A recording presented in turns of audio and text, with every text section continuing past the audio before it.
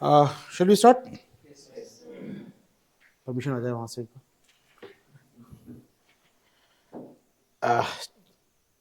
Good morning all. चलिए प्रारंभ करते हैं। हमने कल बात की थी इकोनॉमी कुछ टॉपिक्स पर। वहाँ कोई डाउट, कोई इशू, कोई संदेह, प्रश्न? नहीं है कोई प्रश्न। यहाँ पेन का है लेकिन यहाँ से फाइन। कंटिन्यू करते हैं जल्दी से हम लोग।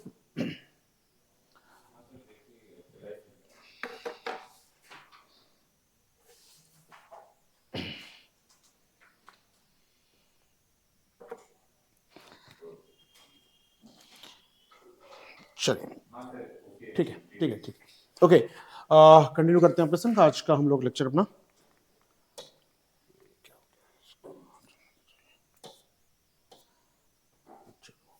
लास्ट टॉपिक क्या था हमारा? तो 30 टॉपिक हुआ था ना। लास्ट था Himachal Pradesh cannabis, CBNDI,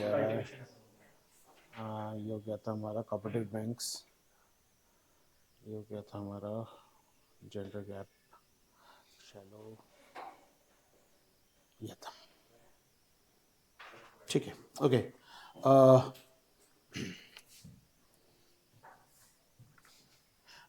wheat stock ban किया सर, बताया मैंने आपको ना। वीट को लेकर एक्सपोर्ट बैन कर दिया गवर्नमेंट ऑफ इंडिया ने, तो वीट एक्सपोर्ट बैन हो गया। फर्स्ट चीज हम बात कर चुके हैं ऑलरेडी इसके ऊपर।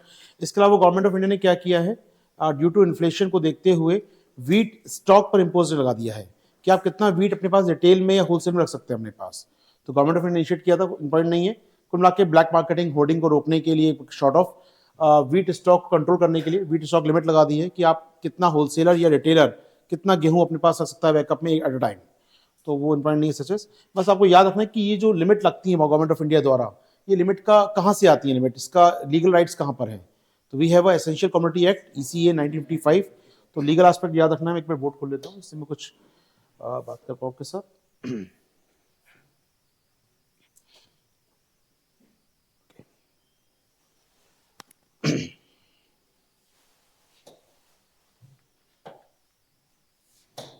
Okay fine. सो हमको याद रखना है यहाँ पर एसेंशियल कमोडिटी एक्ट 1955। इसके according government of India action ले सकती है स्टॉकिंग पर, या आप करते हैं हार्ड होर्डिंग पर। आप कर सकते हैं, आप कोई होल्ड कर रहा है, कोई कालाबाजारी कर रहा है, ब्लैक मार्केटियर है कोई, शॉर्ट टर्म पे एक्शन ले सकती है गवर्नमेंट ECA के तहत। ठीक है। अब आपके सामने जो सवाल पूछा गया था EC पे एक बार, इसमें पूछा था ECA में कौन कौन सी चीजों को बैन किया जाता है, किन किन चीजों पर लगा सकते हैं इम्पोज पर। चलते ECA बता दूंगा, लॉ बहुत काम का है अपने लिए। एक बार बैकग्राउंड दिखा दें ECA का हम लोग, फिर आगे बढ़ जाएंगे। हार्ड डिस्क लगाए अपना, ठीक है।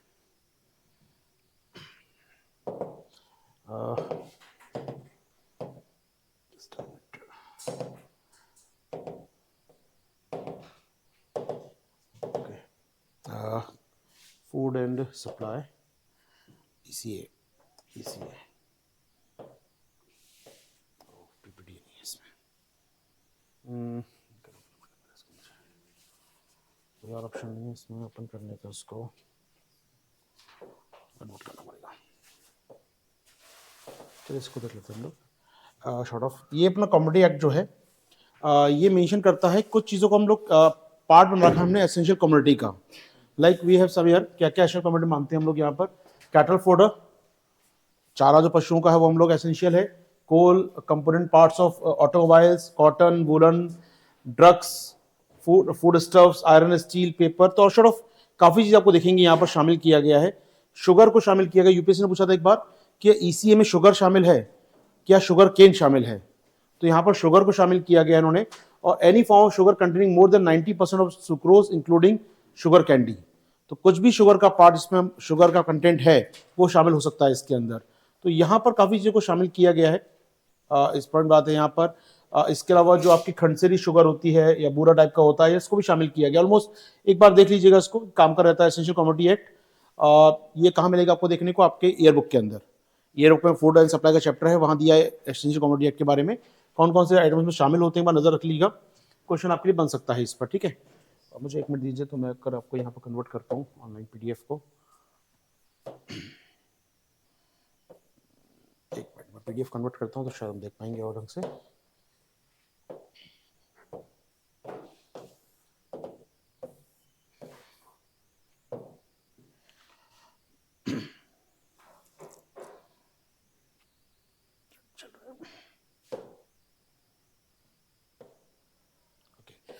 एसेंशियल कमोडिटी एक्ट जो है अपना सेंट्रल गवर्नमेंट एक्ट 1955 में आया था। इसका गोल क्या है इस एक्ट का? To control and regulate the trade and the price of commodities. Only for commodities है, फॉर सर्विस नहीं है, कमोडिटीज पर्पज के लिए है। याद रखिएगा, ईसीए फॉर कमोडिटीज। और एक भी है वह एस्मा, एसेंशियल सर्विस एक्ट हम लोग बोलते हैं उसको, मैनेजमेंट एक्ट। तो एस्मा होता है हमारे, आप सुनेंगे कभी कोई स्ट्राइक करता है, डॉक्टर स्ट्राइक करते हैं, ट्रक ड्राइवर स्ट्राइक करते हैं, तो गवर्नमेंट एस्मा लगा देती है। एस्मा एसेंशियल सर्विसेज हैं वो, ESMA। तो एसेंशियल सर्विस देना जरूरी है आपको, आप स्ट्राइक नहीं कर सकते। लाइक डॉक्टर्स, लाइक हमारे ट्रक ड्राइवर्स या बस ड्राइवर्स जो रिक्वायर्ड है, बेसिक हमारे बेसिक सर्विसेज हैं, उनको आप मना नहीं कर सकते देने से। तो ECA फॉर कम्युनिटीज है, like ESMA for, we have ESMA for service sector. तो एस्मा एक्ट भी होता है हमारे पास, इसमें गवर्नमेंट यूज करती है एस्मा एक्ट का। तो यहाँ पर इंपॉर्टेंट बात है, ये जो ECA है, इसमें देखिए क्या क्या आइटम शामिल है राइट नाउ। अभी 7 मेजर कमोडिटीज के अंदर हम शामिल करते हैं। Major commodities like petroleum products, petrol, diesel, all stuff, like food stuff including जो खाद्यान्न तेल है। शुगर केन इसमें शामिल है, याद रखिएगा शुगर केन है, शुगर केन इसके अंदर, शुगर सीड्स, वनस्पति pulses, oil, sugar, rice, paddy, चावल, गेहूं, सब कुछ इसमें शामिल है। Jute and textile, drugs, fertilisers, onion, potato भी शामिल कर दिए गए इसके अंदर। तो सब्जियां भी शामिल हैं, अनाज भी शामिल है, ऑयल भी शामिल है, पेट्रोलियम भी शामिल है। तो मल्टीपल स्टफ आर देयर। तो याद रखिए, थोड़ा सा पूछ सकता है। इसको सरकार रेगुलर अपडेट करती रहती है, कुछ को बाहर निकालना, कुछ को शामिल करना कर सकती है, और बहुत फ्रिक्वेंटली सरकार करती है। आलू प्याज महंगा हुआ मान लीजिए मार्केट में, तो ओनियन पोटैटो शामिल कर दिया, कम हो गया निकाल दिया बाहर। तो सरकार चेंज करती रहती है वेजिटेबल्स को उसके अंदर, लेकिन सरकार को अधिकार कहां से मिलता है? ECA से। तो अगर वीट के स्टॉक पे लिमिट लगा रही है सरकार, तो कहां से अधिकार मिलेगा? ECA 55 से। उसको ध्यान रखिए, काम का चीज अपने लिए ये ECA 55 पूछता है UPSC, इंपॉर्टेंट एक्ट है अपने देश का ये, ठीक है। इसमें जेल वेल की डमी है, जेल जाना पड़ेगा लोगों को, सारी बातें इसमें शामिल की गई हैं। व्हाटएवर, आगे बढ़ते हैं हम लोग, ECA से बाहर आते हैं। तो section 6 and 7 of essential commodity act, इसके तहत अगर हम कह सकते हैं, अगर कोई ब्लैक मार्केटिंग कर रहा है, ज्यादा स्टॉक कर रहा है, तो सेक्शन 6 एंड 7 जो बताया मैंने आपको लिखा भी है यहाँ पर, सेक्शन 7 के तहत यहाँ पर सजा का प्रावधान भी किया गया है। तो सेक्शन 6 एंड 7 ऑफ ECA ये बताते हैं कि अगर कोई ज़्यादा स्टॉक कर रहा है, लिमिट को ज़्यादा बढ़ा कर रखा हुआ है अपने पास, तो उस पर सरकार एक्शन ले सकती है और उस पर गवर्नमेंट उसको जेल डाल सकती है। याद रखिए, नॉन बेलेबल ऑफेंस होता है ये। नॉन बेलेबल दैट मीन्स इसमें जमानत नहीं मिलेगी किसी प्रकार से। चल मूव करते हैं नेक्स्ट टॉपिक पर। Another news regarding rubber farmers. Rubber farmer का नहीं, rubber farmer crisis.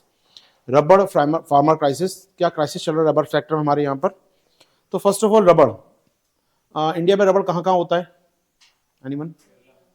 Kerala. 90% rubber India Kerala में होता है।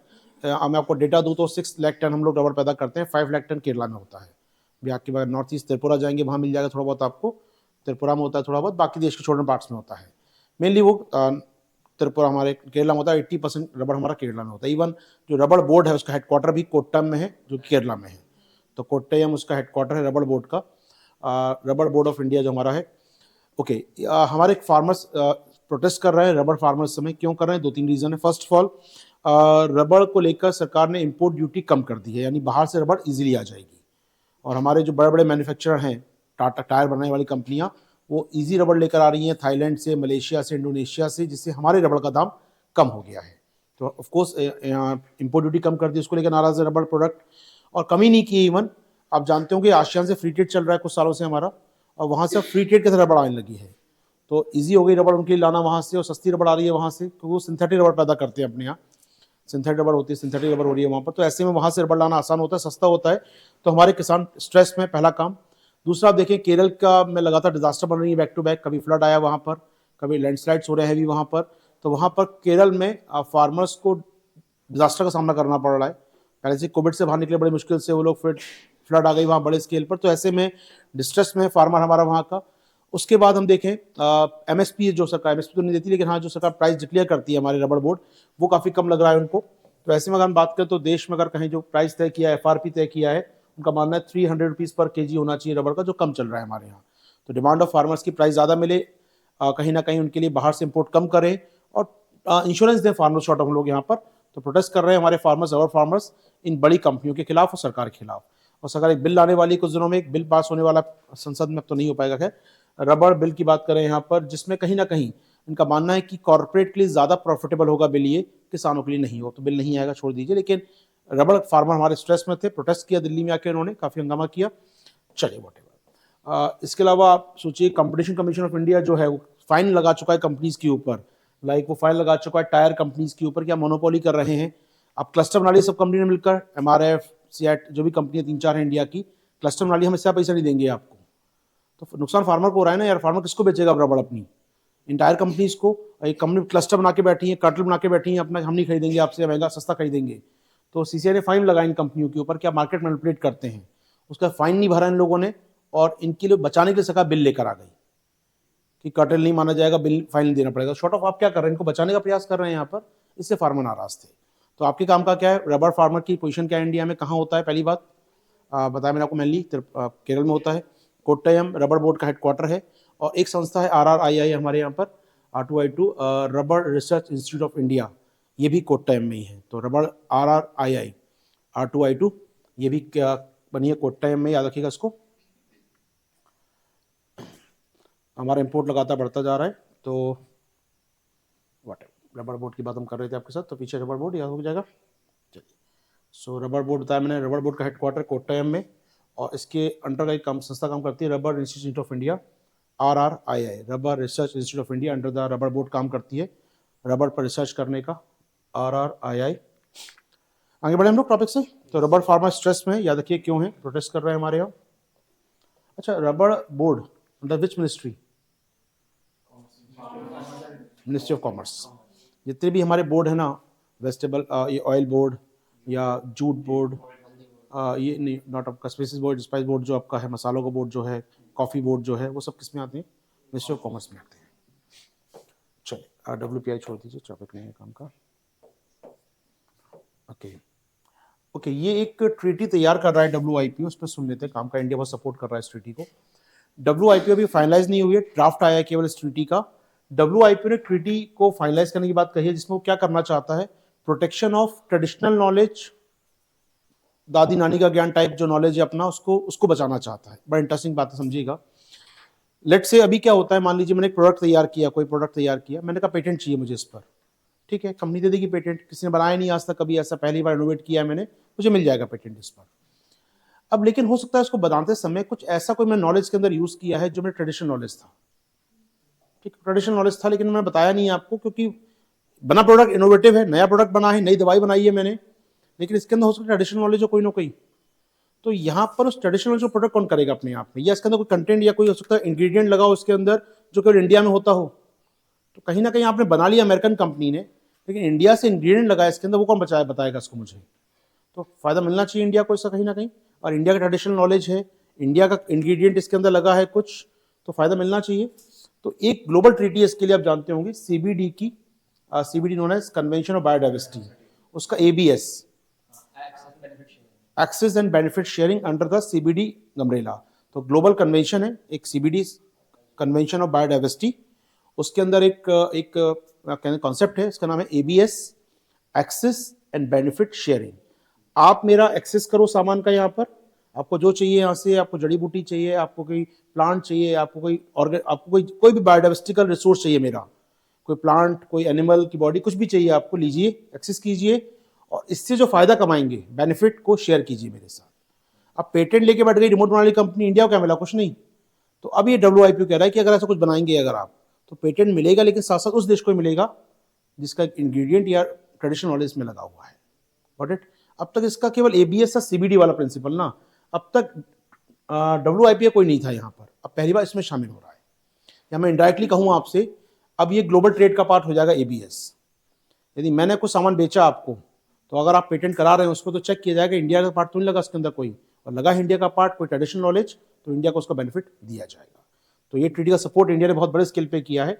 तो याद रखिएगा, WIPO एक नई ट्रीटी तैयार कर रहा है जिसमें genetic resources, traditional knowledge of folk, जो भी आपके फोक हैं या लोक हैं, आपके लोक कलाएं या लोक चीजें शामिल, लोक ज्ञान आपका शामिल है, उसको भी हम शामिल करेंगे नई ट्रीटी में। अब तक इसके लिए कोई ट्रीटी नहीं थी, ओपन सोर्स था, ट्रेडिशनल नॉलेज डिजिटल लाइब्रेरी हमने बना के रख दी। UPSC ने 2 बार पूछा क्वेश्चन TKDL पर आपके से, TKDL traditional knowledge digital library open है सबके लिए, कोई भी देख सकता है उसको, लेकिन उससे आपको बेनिफिट नहीं मिलता। अब यहाँ बेनिफिट मिलेगा यदि उस ट्रेडिशनल नॉलेज को देखते हैं हम लोग, उससे कुछ बनाते हैं, अपने रिमोट बनाने में यूज़ करते हैं उस तकनीक का, तो मुझे इंडिया को फ़ायदा मिलेगा उसका। जोड़ पा रहे हैं इस टॉपिक को हम लोग? इम्पॉर्टेंट टॉपिक है क्योंकि इंडिया के बहुत लंबे समय डिमांड थी। इंडिया बहुत लंबे समय से, पूरे ऑलमोस्ट 30 सालों से मैं देखूं तो इंडिया बहुत लंबे समय फाइट कर रहा है इस काम के लिए। रिसोर्स मेरा है, जड़ी बूटी मेरे यहाँ पर है, नॉलेज मेरा है, मेरी दादी नानी का ज्ञान है, तुम लोग ले जाते हो यहाँ से रिसर्च करके दवाई बना के लाके मुझको बेचते हो। तो इंडिया बहुत लंबे समय लड़ रहा है इस बात को लेकर। यूपीएससी पूछता है बार बार, मतलब मैं कहूँ इंडिया चैंपियन इस पूरे सेक्टर का। अगर मैं थोड़ा सा 2 मिनट दीजिए मुझे, तो बैकग्राउंड बता दूँ, काम रहेगा, आप काम का आएगा आपके लिए। देखिए, जितने डेवलपिंग कंट्रीज है ना, डेवलपिंग कंट्रीज, उनके पास जेनेटिक रिसोर्स बहुत सारे हैं, कोई दो राय नहीं है। हिमालय से लेकर वेस्टर्न घाट में जगह जगह जाइए, आपके पास जेनेटिक रिसोर्स बहुत सारे हैं, लेकिन हमारे पास टेक्नोलॉजी नहीं है कि इनको डेवलप कैसे किया जाए। ना फंडिंग है ना टेक्नोलॉजी है, ठीक है। वहीं अमेरिका, ईयू की बात करें आप, उनके पास जेनेटिक रिसोर्स बहुत नहीं है, ट्रॉपिकल कंट्री नहीं है वो लोग, कोल्ड कंट्रीज हैं, बहुत ज़्यादा रिसोर्स नहीं है, लेकिन they have technologies and resources, ठीक है। अब वो करते क्या है, भारत में आए, यहाँ से नीम का पत्ता उठाया, यहाँ से सुंदरवन में गए, डेल्टा से कुछ सामान उठाया, जेनेटिक रिसोर्स ले गए और अपने देश ले जाते थे, रिसर्च करते थे, ड्रग्स दवा बनाई, कुछ बनाया और इंडिया में आके महंगा बेचते थे उसको। यानी नॉलेज मेरा है, जेनेटिक रिसोर्स मेरा है, टेक्नोलॉजी आपने लगाई और यहाँ से ले गए उस चीज को उठा के, यहाँ चोरी करके, स्मगल करके या मांग कर, वॉट एवर लीगल राइट से। उसके बाद उसमें पेटेंट हासिल किया आपने, पेटेंट को इंडिया में लाके बेच रहे हैं महंगा, फिर आइटम मेरा ही नॉलेज, मेरा ही रिसोर्स, आप मुझे महंगा बेच रहे हैं। तो इंडिया बहुत लंबे समय इसको फील कर रहा था। 1992 में जब सीबीडी साइन हो रहा था रियो में, रियो का सुना होगा ना, 3 कन्वेंशन थी, तो जब सीबीडी साइन हो रहा था तो इंडिया ने बहुत ही क्लियरली कहा कि ये नहीं चलेगा, अगर आप मेरे बायोडाइवर्सिटी रिसोर्स ले जा रहे हैं तो मुझे इसका फायदा मिलना चाहिए। तो सीबीडी का जब कन्वेंशन पास हुआ तो उसके 3 ऑब्जेक्टिव थे। तीसरा ऑब्जेक्टिव था एबीएस, बाकी तो छोड़ दीजिए, काम के नहीं है। तीसरा ऑब्जेक्टिव था एबीएस, इंडिया के कहने पे शामिल किया गया था, डेवलपिंग वर्ल्ड के कहने पे शामिल किया गया था। एबीएस यानी आप कुछ रिसोर्स ले जा रहे हैं मुझसे यहाँ पर, तो आपको शेयर करना पड़ेगा बेनिफिट, एक्सेस दूंगा मैं अपने देश में आपको और आपको शेयर करना, ये एम था, सीबीडी का एम था। ऑन पेपर लिख दिया लेकिन प्रैक्टिकली कभी नहीं आया ये। 92 के बाद लिख दिया गया था, हाँ ऐसा होना चाहिए, आइडियली फॉर्म ऐसा होना चाहिए, लेकिन कुछ हुआ नहीं इस पर, क्योंकि सब जानते हैं, मैं कहूँ आपसे, एक और पैरल साइन हुआ तो यूएनएफसीसी, ठीक है, इसमें कहा गया था ग्रीन हाउस गैसों को कट किया जाएगा, आज तक हुआ क्या? आइडियली बातें हैं, आइडियली बातें लिख दी गई इसके अंदर कि ऐसा होना चाहिए, कभी हुआ नहीं। लेकिन भारत 10 साल तक फाइट करता रहा कि यार इसको प्रैक्टिकली इंप्लीमेंट करो, लॉ बनाओ, ट्रीटी बनाओ, इसको लेकर कोई सुनने को तैयार नहीं था। इंडिया ने कहा ठीक है, एनफ इज एनफ। 2002 में इंडिया ने क्या किया, बायोडाइवर्सिटी एक्ट, इंडिया ने अपना खुद का बायोडाइवर्सिटी एक्ट पास कर दिया। थोड़ा केस सुनाऊंगा, 2 मिनट दूंगा आपके। बायोडाइवर्सिटी एक्ट पास किया 2002 में, इंडिया ने अपना खुद का बायोडाइवर्सिटी एक्ट पास किया हम लोगों ने, और हमने लिख दिया कि इंडिया से आपको सामान बाहर ले जाओगे तो बिना पूछे नहीं ले सकते हमसे, मतलब इंडिया से एक प्लांट भी बिना पूछे बाहर नहीं ले सकते, कोई लिविंग थिंग, कोई लिविंग मॉडिफाइड ऑर्गेनिज्म आप बाहर नहीं ले जा सकते। ग्लोबल में था, आइडियल था, ऐसा होना चाहिए, कोई ट्रीटी नहीं थी ग्लोबल स्केल पर, हमने लॉ बना दिया नहीं ले जा सकते देश के बाहर। इसका मतलब क्या था, आप इंडिया में कोई ट्री, प्लांट, स्पीसीज नहीं ला सकते और बिना पूछे गवर्नमेंट ऑफ इंडिया से बाहर नहीं ले जा सकते। स्मगल करते हुए पाएगा तो जेल होगी, बहुत नॉन वेलेबल ऑफेंस माना गया। हमने बना दिया, बाकी देश जाने हमारे यहाँ से नहीं ले जा सकते आपको मिलाकर, ठीक है। और आप ले जाते तो पूछिए गवर्नमेंट ऑफ इंडिया से, पहले परमिशन लीजिए, फिर जाकर रिसर्च कीजिए। मान लीजिए हिमालय में जड़ी बूटी ढूंढनी है आपको कोई, तो गवर्नमेंट ऑफ इंडिया परमिशन देगी, जाओ हिमालय में रिसर्च करो, उठाओ जड़ी बूटी वहां से, गवर्नमेंट बताओ इंडिया को क्या है इसके अंदर, ले जाओ अपने देश में, और जो बनाओगे दवाई इससे उसको बेनिफिट दोगे फिर। तो इंडिया ने अपने स्केल पे लॉन्च कर दिया इसको, लेकिन ग्लोबल स्केल पे नहीं आया ये। ग्लोबल स्केल के और फाइट करते रहे भैया, अब तक हम बना लेंगे, बाकी देश नहीं मानेंगे तो कैसी बात बनेगी, तो बाकी देश नहीं मानेंगे, क्राइम है ये, तक कैसे रोकेंगे इसको हम लोग। तो फिर फाइनली इंडिया फाइट करता रहा। 2010 में सीबीडी का कोप 10 होता है। अब समझते हैं क्या मतलब होता है इस लाइन का? कन्वेंशन ऑफ बायोडाइवर्सिटी का हर 2 साल मीटिंग होता है, नोन एज कोप। जैसे क्लाइमेट चेंज का हर साल होता है कोप, सीबीडी का हर 2 साल में होता है। तो कोप 10 हुआ था जापान के शहर नागोया में, साइन किया नागोया प्रोटोकॉल। ये बहुत बेंचमार्क था अपने आप में नागोया, जहां पर इस कॉन्सेप्ट को इंप्लीमेंट किया ग्लोबल स्केल पर।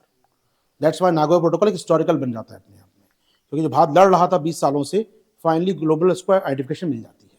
नागोया ने कहा एबीएस होना चाहिए, ग्लोबल कन्वेंशन हो गया, नागोया प्रोटोकॉल हो गया, मतलब सब साइन करेंगे इस पर और दुनिया में इसको माना जाएगा। दैट्स वाई इंडिया का अचीवमेंट था अपने आप में कि हमने ग्लोबल स्केल पर अपनी बात मनवा लिया था। तो 2012 में जब कोप 11 हुआ था, 2 साल बाद, वो हुआ था भारत के हैदराबाद शहर में। ये बड़ी बात थी अपने आप में, ग्लोबल रिकॉग्नाइज किया गया, इंडिया ने अच्छा काम किया, इंडिया ने ग्लोबल स्केल पे कंट्रीज को बना लिया। तो कोप 11 हुआ हमारे हैदराबाद में, इन पॉइंट बात है। लेकिन अभी भी क्या है, आप मुझसे ले जाते हैं, पेटेंट कराएंगे तो मुझे बता देंगे आप और मुझे बेनिफिट शेयर करेंगे, लेकिन अगर उसका ट्रेड आप कर रहे हैं मान लीजिए, तो ट्रेड ट्रीटी में कहीं नहीं था अभी भी, ये पेटेंट ट्रीटी में मेरा नाम नहीं था। आप ले गए, एक्सेस करा आपने, जेनेटिक रिसोर्स ले गए, आप जो फायदा कमाएंगे कल, वो फायदा में हम शेयर कर लेंगे, लेकिन जो पेटेंट मिलेगा वो आपको मिलेगा। व्हाट अबाउट माय पेटेंट, हम क्यों नहीं को पेटेंट पे चले जाए हम लोग? समझ आई बात यहाँ पर? तो को पेटेंट होना चाहिए दोनों देशों का फिर तो ये। अब ये WIPO ये कह रहा है, समझ आया यहाँ पर नई चीज क्या है? और ये बड़ी बात है इंडिया के लिए। इंडिया लंबे समय से फाइट कर रहा था, पेटेंट हमारा भी होना चाहिए। बेनिफिट शेयरिंग के लिए पैसे दे देंगे आप मुझे यहाँ पर, लेकिन मुझे चाहिए यहाँ पर पेटेंट शेयरिंग। तो यहाँ पर को पेटेंट मिलेगा, को यहाँ पर आप कह सकते हैं ट्रीटी होगी, जिसके तहत इंडिया की ट्रेडिशनल नॉलेज को, इंडिया के फोक नॉलेज को, इंडिया के जेनेटिक रिसोर्स को अगर कोई यूज करता है तो इंडिया के साथ उसको पेटेंट को शेयर करना पड़ेगा। व्हाट इट क्लियर है? ये ट्रीटी आई WIPO में, ड्राफ्ट आया है अभी, इंडिया बहुत एफर्ट लगा रहा है, आ जाए, पास हो जाए ये, और इंडिया की पूरी जगह मिल जाए इसको, इंडिया को। देखते हैं क्या होता है, लेकिन ये बहुत एफर्ट है। आपके साथ ये ना पूछे आपसे अगर वो, तो पूछ सकता है बैकग्राउंड इसका, CBD, ABS, नागोया, हैदराबाद, सब मिलाकर पूछ सकता है। ठीक है, तो यहाँ बहुत कम लिखा है मैंने, हालांकि ये ट्रीटी लिखी केवल, लेकिन इसमें आप देख सकते हैं CBD का नाम लिख दिया, मेंशन कर दिया है सिर्फ रेफरेंस के लिए। नागोया का नाम लिख दिया मैंने, Nagoya protocol on access of genetic resources, ABS कहते हैं इसी को हम लोग, ठीक है। And the fair and equitable sharing of benefits, ABS बोलते हैं शॉर्ट में इसको। तो access to genetic resource, A for access to genetic resource, B of fair and equitable sharing of benefit arising from the traditional utilization of CBD। Clear है? अब को patent की बात भी आएगी। चलिए, तो ये टॉपिक रहेगा काम का आपके। भारत थोड़ा सा चाहता है और इसको टाइट किया जाए। बात का मानना है कि यहाँ पर बताएं आपकी एग्जैक्ट कहाँ से लिया आपने रिसोर्स, ये लंबे समय चाहता था। आप बता रहे हैं इंडिया में लिया, तो क्या एग्जैक्ट रिसोर्स लिया आपने, कौन सा ट्रेडिशनल नॉलेज मेरा यूज किया है, वो बताइए। यहाँ पर आप केवल ये बताते हैं कि मैं इंडिया से ये मटेरियल लेकर आया था, कहाँ से लिया, कौन सी नॉलेज लिया आपने, ये बताइए दुनिया को। यानी हमारा नॉलेज भी मालूम पड़े दुनिया को, ये नॉलेज हमारा था, ये हमारे हिमालय में इस जगह पर पैदा होता था प्लांट। ये केवल होता ना कि इंडिया का साथ था, इंडिया का हमने पार्ट लिया था, इसमें नहीं चलेगा, एग्जैक्ट बताना पड़ेगा कहाँ से क्या नॉलेज लिया आपने। हो पाएगा टॉपिक तैयार हमारा? तो इंडिया थोड़ा चाहता है कि और इसमें शामिल की जाए चीज़ों को, वॉट एवर। तो ट्रेडिशनल नॉलेज को लेकर पूछ चुका है, UPSC बहुत क्वेश्चन पूछ चुका है, बता दूं मैं आपको। नागोया पे तो खैर फेवरेट क्वेश्चन है UPSC का, नागोया को लेकर। इसके अलावा TKDL ये क्वेश्चन आ चुका है UPSC का, ABS पर क्वेश्चन आ चुका है, मेंस में क्वेश्चन आ चुका है ABS के ऊपर। तो TKDL क्या है? Traditional knowledge digital library. जो हमारी ट्रेडिशनल नॉलेज है उसको हमने क्या किया, डिजिटाइज कर दिया पूरा, दादी नानी के नुस्खे पूरे डिजिटाइज हो गए हैं। अब वो कोई ऐसे नहीं कि तुलसी के पत्ते का क्या फायदा होता है, सर मुझे मालूम है या आपको मालूम है, अब दुनिया को मालूम है उसका फायदा, नॉलेज डिजिटल हो चुकी है। तो कोई अगर सर्च करता है तुलसी के पत्ते पर, तो हम क्लेम कर सकते हैं हमारी नॉलेज है, ये तो हो पाएगा ये फायदा। तो TKDL बन गया है, अमेरिका ने मदद की बनाने में इसको, हमारी इंडिया US जॉइंट प्रोजेक्ट था ये बनाने में, और इंडिया के ऑलमोस्ट 30,000 फार्मूलाज को हमने ऑनलाइन डिजिटाइज कर दिया है, 30,000 बुक्स को, 30,000 जो हमारी आयुर्वेद टाइप की बुक्स थी, हमारी चरक संहिता थी, सुश्रुत संहिता है हमारे पास जो आयुर्वेद है उसको हमने डिजिटाइज कर दिया है पूरा TKDL लाइब्रेरी में। आगे बढ़े हम लोग यहाँ से, इन पॉइंट टॉपिक है, याद क्या आ सकता है ऑनलाइन, क्लियर है? Yes please. कार्टेजना 99 में था, कार्टेजना लिविंग मॉडिफाइड ऑर्गेनिज्म पर था, LMO पर था। यहाँ बात है सबकी, हमने सबको कहा LMO आप नहीं ले जा सकते। मैं छोटा एग्जांपल शेयर करूंगा। मैं एक डॉक्यूमेंट्री शूट कर रहा था, 2012 की बात है एक्जैक्टली। उस समय हैदराबाद समिट खत्म हुआ था। हम लोग थे उरी सेक्टर में, जम्मू कश्मीर का। मैं एज यू नो, आप लोग जानते हो शायद कुछ लोग, मैं डॉक्यूमेंट्री शूट करता रहा हूँ ऑलमोस्ट गवर्नमेंट ऑफ इंडिया के लिए 15 से 20 सालों से। तो अभी कोरोना पहले तक करता, कोरोना के बाद नहीं कर पा रहा हूँ, अभी टाइम नहीं मिल पाता। लेकिन हम लोग डॉक्यूमेंट्री शूट कर रहे थे जम्मू कश्मीर में, डिफेंस के लिए कर रहे थे, उरी बॉर्डर पर। उस समय ट्रेड होता था इंडिया पाकिस्तान का, अभी भी होता है। वीक में 3 ट्रक हमारे यहाँ से जाते हैं, 50 ट्रक वहाँ से आते हैं। फिक्स है, फिक्स कमोडिटी से 25 आइटम में ये आप जा सकता है, यहाँ आ सकता है। फ्री ट्रेड होता है इंडिया पाकिस्तान के बीच, या LOC पर कश्मीर में जो है, POK साइड से इंडियन साइड में। फिक्स ट्रक है, फिक्स अमाउंट है, फिक्स उसमें बार्टर सिस्टम चलता है आज भी, कोई कैश इन्वॉल्व नहीं है। इतने का माल यहाँ से वहाँ जाएगा, लगभग उतने का माल वहाँ से यहाँ पर आएगा, कोई कैश इन्वॉल्व नहीं होता। लोकल कश्मीरी इसमें यूज़ होते हैं सारे। जैसे हम एक पुंछ टू रावलकोट है हमारा, और एक हमारा है उरी टू मुजफ्फराबाद ट्रेड होता है वहाँ पर। तो हम लोग उरी मुजफ्फराबाद को कवर कर रहे थे, उस ट्रैक को कवर कर रहे थे। तो वहाँ से एक दिन बस भी आती है, सिविलियंस भी आते हैं एक दिन, और 3 दिन ट्रक जाते जाते, तो लोग आना जाना भी होता है वहाँ पर। तो मुझे याद है एक फैमिली आई थी पाकिस्तान के सियालकोट से, मतलब वो पर्सन थे 90 ईयर्स ओल्ड पर्सन थे, और बड़ा अब तो होता है ना कि उनका जन्म इंडिया में हुआ था 2012, सोचिए मैं शूट कर रहा था तो 90 ईयर्स, दैट मीन्स 1922 की पैदाइश रही होगी उनकी। आज़ादी के बाद वो, या विभाजन के बाद वो चले गए पाकिस्तान साइड, चले गए सियालकोट चले गए, तो उनका जन्म हुआ था जम्मू कश्मीर में, इंडिया साइड। तो वो आए थे 90, उनको लोगों लगा खत्म होने वाला हूँ, तो एक बार जाके मिला हूँ ज़मीन से अपनी, शायद उनका वो इमोशनल एंगल था। तो अपने साथ वो अपने प्लांट लेकर आए थे सियालकोट से। वो चाहते थे कि इंडिया में अपनी ज़मीन, जहाँ उनका पुश्तैनी घर था, वहाँ प्लांट लगा दिया जाए। वो बड़ा हिस्टोरिकल लगता है, इमोशनल स्टोरी। ठीक है, आदमी मरने वाला है, अपने प्लांट लेकर आए सियालकोट से, यहाँ लगाएगा प्लांट को, वो जहाँ कश्मीर में उसका जन्म हुआ था, वो प्लांट लगाना चाहता है। अंत में चलो कोई बात नहीं, वो बॉर्डर में ऐसे ही आया, तो हमारे जो चेक था, कस्टम थे वहाँ पर, उन्होंने उसको रोक लिया। आपके पास वीज़ा वीज़ा सब कुछ है उसके पास, डिक्लेयर किया ये सामान उसके पास है, एसेट बता दी, गोल्ड दिखा दिया उसने। प्लांट डिक्लेयर नहीं कर रखा था कि प्लांट लेकर आ रहा हूँ मैं। अब प्लांट छोटा सा आदमी लगता है, क्या डिक्लेयर करना है इसमें, कोई सोना चांदी थोड़ी है कि एसेट थोड़ी है कोई कितने का है ये। प्लांट छोटा सा, एक छोटा सा प्लांट था, वो लेकर आ रहा था वहाँ से। वो उसको रोक लिया कस्टम ने कि आप नहीं ले जा सकते इंडिया में इसको, क्योंकि इंडिया में हमारा जो कानून है बायोडाइवर्सिटी एक्ट, वो परमिशन नहीं देता कि कोई ग्लोबल या किसी भी अदर कंट्री का कोई प्लांट इंडिया में आप एंटर करा सकते हैं, क्योंकि वो लिविंग थिंग है। तो ये कानून हमारे यहाँ था, ग्लोबल स्केल पे नहीं था, पाकिस्तान में नहीं था, क्योंकि उस समय नागोया पे साइन नहीं किया पाकिस्तान ने। 2012 की बात मैं कर रहा हूँ, तो नागोया आ गया था पर साइन नहीं किया था उस समय देशों ने। तो नागोया पे साइन नहीं किया, तो पाकिस्तान में से कोई लॉ ही नहीं था कि प्लांट ले जाओ, लाओ, जिसको जो करना है करो आराम से। हमारे यहाँ लॉ था, तो रुक गया। उनके यहाँ से परमिशन दे दी गई आने की, वहाँ से हमारे इसको रोक लिया गया। तो कार्टेज ना, आपने बताया कार्टेज ना बनाया गया था, बट प्रैक्टिकली इंप्लीमेंट हुआ है नागोया से वो। ठीक है, तो ये प्लांट्स को अब नहीं ला सकता कोई भी देश, ना ले जा सकते आप यहाँ से बाहर। एक नॉर्वे का साइंटिस्ट था इंडिया में, सुंदरबन में रिसर्च कर रहा था 2008-9 में पहले। वो उसने कुछ प्लांट तोड़े, लोकल लोगों की सहायता से, वहाँ पर नॉर्वे ले जा रहा था वो, जेल में डाल दिया गया उसको कि बिना गवर्नमेंट से पूछा भी काम नहीं कर सकते। तो ये बहुत क्लियर रिस्ट्रिक्शन रूल है। अब इसी में इंडिया आगे बढ़ गया है, WIPO ट्रीटी तैयार कर रहा है। हो पाएगी बात हमारी, ये ग्लोबल इंडियन विन अपने आप में। ये इसको ना रियल विश्व गुरु, ये वो न्यूज़ है अपने आप में कि हाँ हमारा ज्ञान दुनिया तक पहुंचे, उसके लिए हम फाइट कर रहे हैं 30 सालों से। हम लोग रियली दिखा रहे हैं कि हम लोग नॉलेज पावर हैं कहीं ना कहीं। हो पाएगा टॉपिक तैयार, इसलिए यूपीएससी पूछता है इस टॉपिक से काफी बार। चलिए मूव करते हैं नेक्स्ट टॉपिक पर। ये हो गया, ये क्या है यार, pharma supreme court against the India US in poultry. Okay, listen carefully. अभी क्या हुआ है, पिछले कुछ सालों में, इवन कोविड के पहले, इंडिया और अमेरिका में थोड़ा टेंशन हो गई थी ट्रेड को लेकर। ट्रम्प के समय से ट्रेड वॉर टाइप का हो गया था। हमारे यहाँ से जो स्टील जा रहा था अमेरिका में, उस पर अमेरिका ने ड्यूटी लगा दी। अमेरिका ने इम्पोर्ट ड्यूटी लगा दी 25% उस पर, ट्रम्प के समय ट्रेड वॉर टाइप का था। और हमने क्या किया, रिटेलिएट किया इस बात को कि तुमने अच्छा टैक्स लगा दिया, हम तुम्हारे सामने टैक्स लगाएंगे। तो एग्जैक्टली हुआ क्या, इंडिया से स्टील जा रहा था, एल्यूमिनियम जा रहा था, इस पर अमेरिका ने लगा दिया 25% टैक्स लगा दिया, इसके ऊपर एक्स्ट्रा टैक्स बढ़ा दिया। तो हमने रिटेलिएट किया इस बात को, और वहाँ से कुछ सामान जो इंडिया में आता था, लाइक डेयरी आइटम आ रहे थे, पोल्ट्री आइटम आ रहे थे, हमने उसको टैक्स लगा दिया। और लगा के सकते हैं आपको, तो टैक्स का बदला टैक्स से लेंगे। तो वहाँ पर नियरली 200 प्रोडक्ट आ रहे थे वहाँ से, उस पर हमने टैक्स बढ़ा दिया 25 to 30%, यानी वो नहीं आएगा आइटम अब कहीं ना कहीं। अब उसमें से थे पोल्ट्री चीज़ें थी आपके, वॉट एवर एग्स होगा, मीट होगा, बड़े स्केल पे आ रहा था वहाँ से, चिकन का सामान आ रहा था वहाँ से, फूड प्रोसेस चिकन आ रहा था वहाँ से, जो हमने बैन कर दिया। बैन शॉर्ट ऑफ टैक्स बढ़ गए। ठीक, पता है हमारे यहाँ पर फ़ायदा हो गया इस बात का। इंडिया की मार्केट में डिमांड किसी बढ़ेगी, बाहर का अमेरिकन चिकन नहीं आएगा, तो इंडियन चिकन की मांग बढ़ेगी। तो हमारे यहाँ पर फ़ायदा होने लगा, मुर्गी पाल को बढ़िया से यार, बड़े कमा रहे थे, अमेरिका से आना बंद हो गया सामान, मेड इन यूएस बंद हो गया, मेड इन इंडिया की डिमांड बढ़ गई।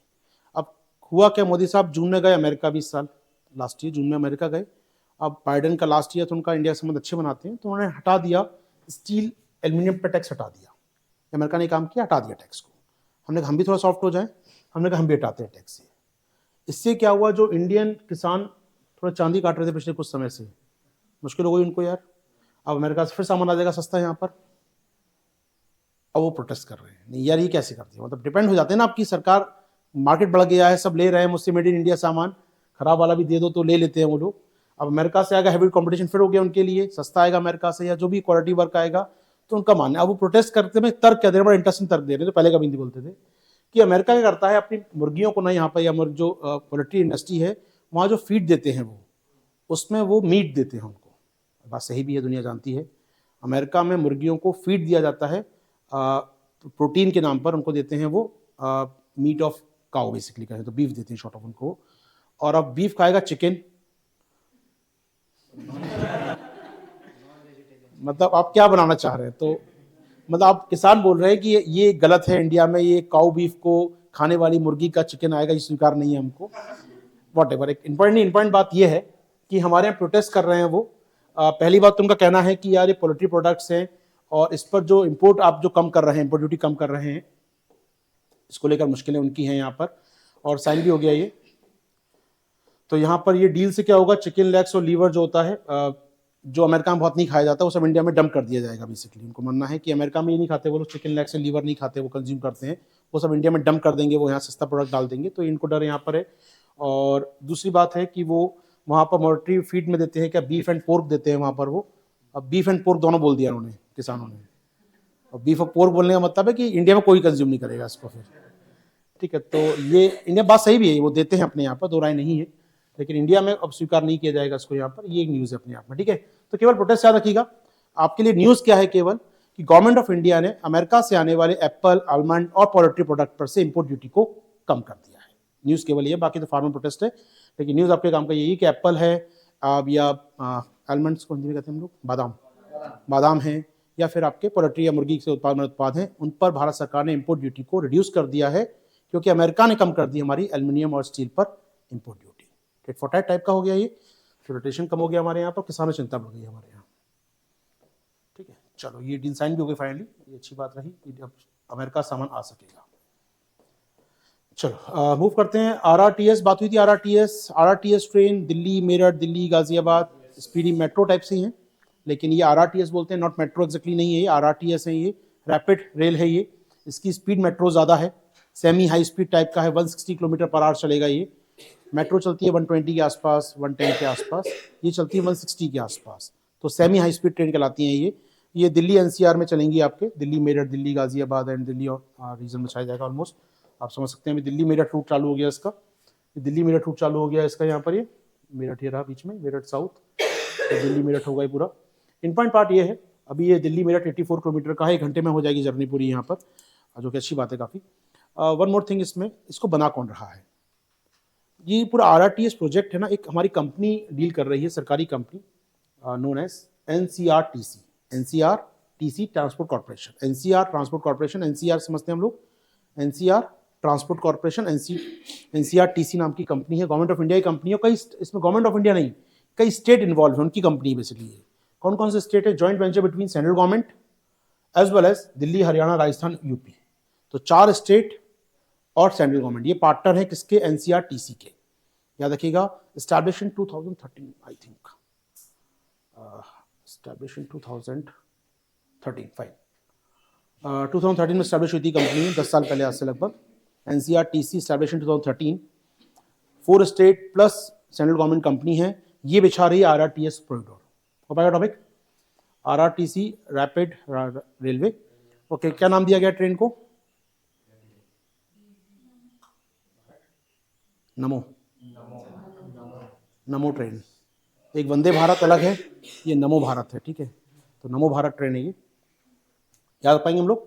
तो चालू हो गया, उद्घाटन किया पीएम ने इसका, वॉटेवर। तो ये चर्चा में रहा, आरआरटीएस प्रोजेक्ट चालू हो गई, नमो भारत ट्रेन इसके अंदर।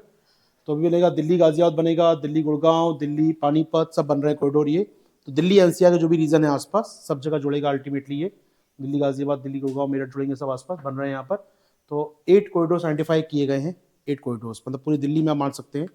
और मैं इसको ऐसा ड्रॉ कर पाऊंगा आपके लिए थोड़ा सा, इस प्रकार गुजरेंगे, मान लीजिए कॉरिडोर ये पूरी दिल्ली से गुजरेंगे इस प्रकार। 8 कॉरिडोर होंगे जो दिल्ली को क्रॉस करेंगे, जिससे ट्रैफिक कम हो सके। अल्टीमेटली आप समझ सकते हैं इसका जोग्राफिकल एस्पेक्ट होता है, one known as counter magnet cities. भाई काउंटर मैग्नेट सिटीज क्या होते हैं ज्योग्राफी में, आपने काउंटर मैग्नेट नहीं सुना कभी? लाइक यहाँ पर बहुत ज़्यादा डेंसिटी बन रही है इस इलाके में, तो हम चाहते हैं काउंटर मैग्नेट वहाँ कुछ कर दिया जाए, इससे लोग वहाँ चले जाएं। और कब जाएंगे वो, जब कुछ ट्रांसपोर्ट फास्टर होगा। तो ये फास्टर ट्रांसपोर्ट हमेशा क्या करता है, काउंटर मैग्नेट का काम करता है। तो दिल्ली बहुत डेवलप हो गया, दिल्ली में बहुत डेंसिटी हो गई, let's move to Bahadurgarh, Palwal, Faridabad, यहाँ बनाया जाए। तो कब बनेगा, जब फास्टर ट्रांसपोर्टेशन। तो मेट्रोज हो गई हैं आपकी, मेट्रोज फिर भी दिल्ली में ही चल रही हैं। आरआरटीएस दिल्ली एनसीआर को बढ़ाएगा, तो वो ज़रूरी है आरआरटीएस चलना, क्योंकि ये काउंटर मैग्नेट सिटी क्रिएट करेगा आपके लिए, और एक्जैक्टली सेटेलाइट टाउन में पॉपुलेशन को बढ़ाएगा वहाँ पर। तो थोड़ा देखिए, काउंटर मैग्नेट सिटी पूछ सकता है कभी, काउंटर मैग्नेट सिटीज कॉन्सेप्ट क्या है, काउंटर मैग्नेट कॉन्सेप्ट क्या है। तो जो दिल्ली चुंबक बन गया है, दिल्ली से पॉपुलेशन को बाहर निकालना, तो आसपास के इलाकों को डेवलप किया जाए। और कई बार काउंटर मैग्नेट में बोलते हैं इवन आगरा को भी शामिल करते हैं, मथुरा को भी शामिल कर देते हैं, या आप इधर जाएंगे तो निमराना को शामिल कर देते हैं हम काउंटर मैग्नेट में, या फिर ऊपर जाएंगे तो चंडीगढ़ या आप सोनीपत कुरुक्षेत्र को शामिल करते हैं हम लोग। तो बहुत दूर की बातें भी होती है, लेकिन हाँ ठीक है, 100 किलोमीटर 150 किलोमीटर दूर भी अगर है वो शामिल आप इसमें कर सकते हैं। हो पाएगा? चलिए प्लीज। हाँ तब इसी का नाम था, लेकिन अब नमो भारत। अच्छा ठीक, कोई इशू नहीं है, इसी में काटा नहीं आपको, लेकिन रैपिडेक्स भी ठीक है, लेकिन अब नमो भारत ज़्यादा सही नाम इसका। ओके, एनसीईआरटीसी याद रखिएगा। ओके, ये किस मिनिस्ट्री में आती है? पॉइंट बात, ये तो भूल ही गए, ये बड़ा इंटरेस्टिंग पार्ट है। NCERTC under the part of ministry of housing, लगता है ट्रांसपोर्ट मिनिस्ट्री, गडकरी देख रहे होंगे, कौन देख रहा होगा, मिनिस्ट्री ऑफ हाउसिंग में आती है। ठीक है, बड़ा इंटरेस्टिंग चीज़ है ये, क्योंकि अर्बन अफेयर्स देखते हैं लोग हाउसिंग वाले, तो अर्बन अफेयर्स। मेट्रो किस में आती है? इसी में आती है मेट्रो? नहीं, ट्रांसपोर्ट में नहीं आती है, इसी में आती है मेट्रो भी बनती है। मेट्रो एक्चुअली है ना स्टेट सब्जेक्ट बनता है, तो स्टेट बनाता है, जैसे दिल्ली मेट्रो है, ऐसे यूपी मेट्रो बन रहा है एक उनका अलग से, तो मेट्रो वो देखते हैं अपने यहाँ पर। ठीक है, चलिए मूव करते हैं नेक्स्ट न्यूज़ पर आपके साथ। ओके, याद रखिएगा इस प्रोजेक्ट के लिए एनडीबी का नाम सुना, कौन सा बैंक है ये? ब्रिक्स बैंक, ये फंडिंग दे रहा है इस प्रोजेक्ट के लिए, फंडिंग दिया ब्रिक्स बैंक ने। एनडीबी बैंक और ब्रिक्स बैंक फंडिंग कर रहा है नियरली $500 मिलियन की for this RRTS project. RRTS के लिए ब्रिक्स बैंक और known as new development bank finance कर रहा है। अंडरलाइन कर दिया वैसे कुछ आप लोग, देख लीजिएगा, पढ़ लीजिएगा न्यूज़ को यहाँ से। ओके, डब्ल्यूटी छोड़ दो, काम का नहीं है। डब्ल्यूटी बात हो चुकी है कंप्लीट मेरी, अब पॉइंट नहीं है, क्या हुआ था बीच में। मूव करते हैं सेंट्रास to digital. Okay, add bank digital crop survey, digital crop survey, digital crop survey इस साल से होगा, डिजिटल क्रॉप सर्वे देश में, डिजिटल क्रॉप सर्वे। तो सेंट्रल गवर्नमेंट ने कहा है कि स्टेट ऑर्गेनाइज करें अपने डिजिटल क्रॉप सर्वे कराएं, फसलों को डिजिटलाइज एस्टिमेट कराएं कितना सर्वे है। 2-3 बातें अपडेट याद रखिएगा इसमें। काम का ये है कि एग्रीकल्चर सर्वे जो होता है, एग्री सर्वे की हम बात करते हैं, एग्री सर्वे बहुत बार आता रहता है। जैसे कि एक आता है फर्स्ट एडवांस एस्टिमेट, जनवरी में आता है, जो कि मान लीजिए बात करूं मैं, एग्रीकल्चर ईयर कब से कब होता है हमारा? ठीक है, ये हमारा एग्रीकल्चर ईयर होता है। एग्रीकल्चर ईयर पहले खरीफ होगा, फिर रबी होगा, देन जायद होगा। ठीक है, पहला एडवांस एस्टिमेट आता है कितना क्रॉप होगा इस साल, वो आता है हमारे जनवरी मंथ में। यानी मैं कहूँ अगर मान लीजिए 24 है ये, या लेट से 1 जुलाई 24 से स्टार्ट कर रहे हैं हम लोग 25 तक, तो पहला एडवांस एस्टिमेट आएगा जनवरी 24 में, 25 में हमारे पास, कि भैया कितना इस बार क्रॉप का एस्टिमेट होगा, जनवरी में जारी होगा। फिर सेकंड आता है फरवरी और मार्च फर्स्ट वीक में, जैसे लास्ट वीक आया था हमारे पास, सेकंड एडवांस एस्टिमेट कहते हैं इसको। ये मार्च में आता है जब खरीफ आ चुका होता है पूरा मार्केट में, रबी का एस्टिमेट आया था कितना रबी हमने पैदा कर रहे हैं। फिर एक थर्ड एस्टिमेट आता है हमारा मई में, जो बताता है कि रबी कितनी क्रॉप आई इस बार, तो खरीफ रबी दोनों का डेटा हमारे पास आ चुका होता है।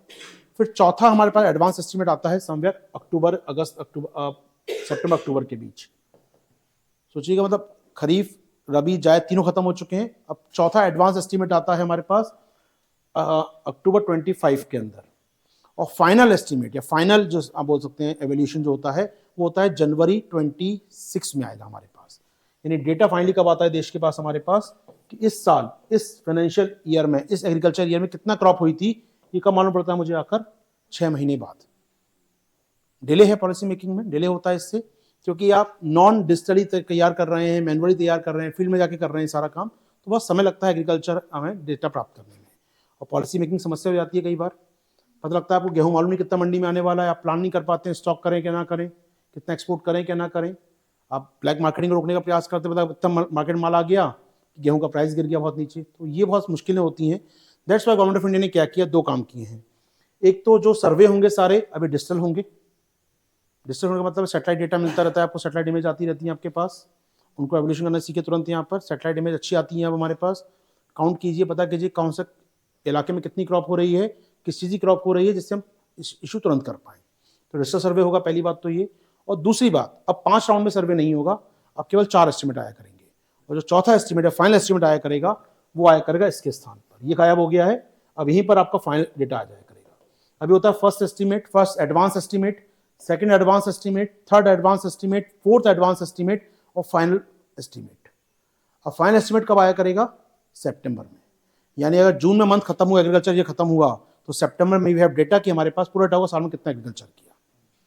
क्लियर है? बाकी 3 इसी टाइम आएंगे, लेकिन चौथा नहीं होगा, उसकी जगह फाइनल एस्टिमेट आएगा। तो ये बदलाव हो गया हमारे डिजिटल क्रॉप सर्वे। साल जुलाई से चालू हो जाएगा सर्वे हमारा, यानी नेक्स्ट ईयर से आपको डेटा ऐसा मिला करेंगे। क्लियर? न्यूज़ पे आने के बाद लौट के हम लोग फटाफट।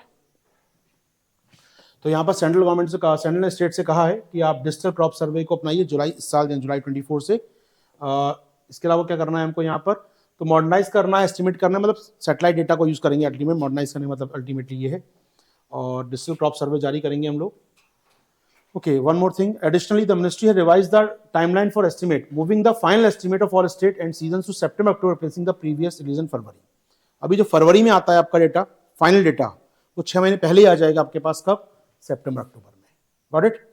तो ये अंतर पड़ेगा। तो अब 5वां एस्टिमेट नहीं आया करेगा, 1 advance, 2nd advance, 3rd advance and final. 4th advance अब खत्म हो जाएगा, पहली बात। और फाइनल एस्टिमेट कब आ जाएगा? सितंबर तक आपका। ये जून में खत्म होगा ईयर, एग्रीकल्चर ईयर, सितंबर डेटा आपके हाथ में होगा। Got it? चलिए, इसको याद रखिए दोनों चीज़ों को। और दूसरी बात है, यूज करेंगे हम टेक्नोलॉजी का, जिससे हम लोग तैयार कर पाए अपना क्रॉप सर्वे। ठीक है, तो ये सब कुछ होगा यहाँ पर क्रॉप सर्वे में। पहले होता था 5 फेज होते थे हमारे यहाँ, बट अब ये 4th फेज खत्म हो जाएगा। 4th फेज की जगह अपना फाइनल डेटा आ जाएगा यहाँ पर। ठीक है, चलो ये हो जाएगा, कुछ मुश्किल नहीं है। डिजिटल क्रॉप सर्वे कब से स्टार्ट होगा? 24, यानी 1 जुलाई 24 से 25 का जो ईयर चालू होगा उसमें लागू होगा। ठीक है, चलो आगे बढ़ते हैं आपके साथ। यहाँ पर नेक्स्ट पे आते हैं। छोड़ दीजिए, प्राइस कुछ काम का नहीं है। ओके, ओपन मार्केट सेल हम पढ़ चुके हैं, स्टेट को देते हैं। ठीक है, हो चुका ये काम, काफ़ी हो चुका है। प्रॉक्सी एडवाइजरी फर्म्स क्या होती हैं? 1 लाइन समझ लेते हैं, चर्चा में आया था ये। Proxy advisory firms, 1 line. Proxy advisory firms क्या होती हैं? Proxy advisory firms, what is this proxy advisory firms? 1 line सही है। सिंपल सी बात मैं करूँ, अभी न्यूज़ आई थी छोटी सी, रिलायंस इंडस्ट्रीज, अभी शादी किसकी हुई है? अनंत की, अनंत अंबानी, छोटा है ना वो, हाँ। उसको क्या किया अंबानी ग्रुप ने, उसको शामिल करवा दिया अपने रिलायंस इंडस्ट्रीज के बोर्ड ऑफ डायरेक्टर्स में। 28 साल के बच्चे को शामिल करा रहे हैं आप एक बड़ी कंपनी के बोर्ड ऑफ डायरेक्टर्स में। जबकि हमारे नियम होते हैं कि बोर्ड ऑफ डायरेक्टर्स में वो लोग शामिल होते हैं जो एक्सपीरियंस्ड हों, जिनको फील्ड का एक्सपीरियंस हो। अब ठीक है, हो गए अंबानी के बेटे, लेकिन वो 28 साल के ना। तो यहाँ पर प्रॉक्सी एडवाइजरी फर्म्स आती हैं।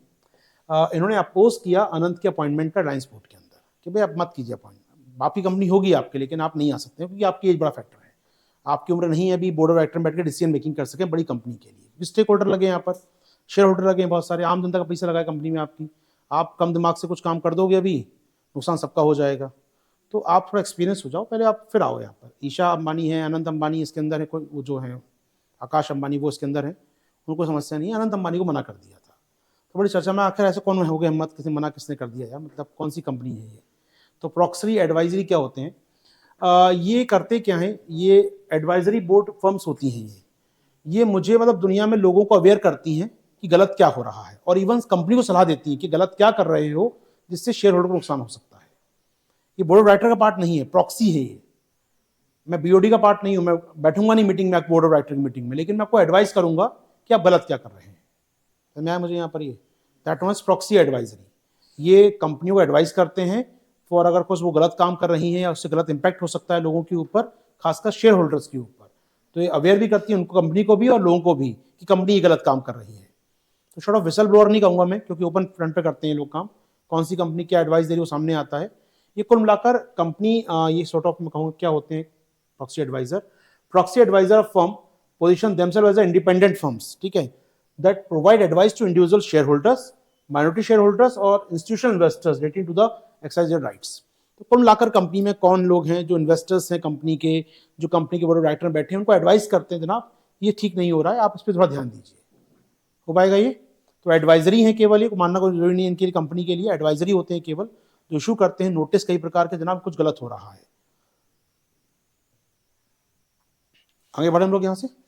चलिए, तो ये चर्चा में रही कुछ कंपनियां, तो कुछ कंपनी आ गई यहाँ पर। उन्होंने कहा खासकर जो अनंत अंबानी की एज थी 20 ईयर्स ऑफ एज है, 28 का है, तो एटलीस्ट कम एज का है काफ़ी है, इसको मैं शामिल कीजिए डायरेक्टर में, गलत होगा यहाँ में से, गलत जाएगा। चलिए, तो कुछ कंपनी दुनिया में काम कर रही हैं, लाइक मैं चाहूँगा नाम एक बार देख लीजिए।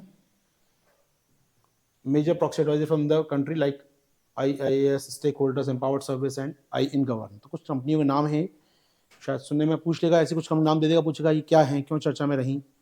तो नॉलेज होना चाहिए आपको यहाँ पर कुछ कंपनी का नाम, like IIAS, stakeholder empowered service, EES और इनगवर्न। ये कुछ कंपनियां हैं जो कहलाती हैं प्रॉक्सी एडवाइजरी सर्विसेज देती हैं आपको, ये चर्चा में रही। गवर्नमेंट को तो नहीं देती यार, गवर्नमेंट में देता नहीं, दे सकती है ये, लेकिन गवर्नमेंट क्या ना नियम पे चलती है सारे, तो इतना मुश्किल नहीं होता। एडवाइजरी है, किसी को दे सकते हैं एडवाइस, तो क्या करें, ऐसा कुछ मना नहीं है। चल ठीक है, व्हाटएवर, आगे बढ़ते हैं आपके साथ। एग्रीकल्चर कमोडिटी बैन, हेड बनाएंगे ना, एग्री कमोडिटी ट्रेड बैन, कृषि संबंधित वस्तुओं का व्यापार बंद किया गया। Agri commodity trade ban.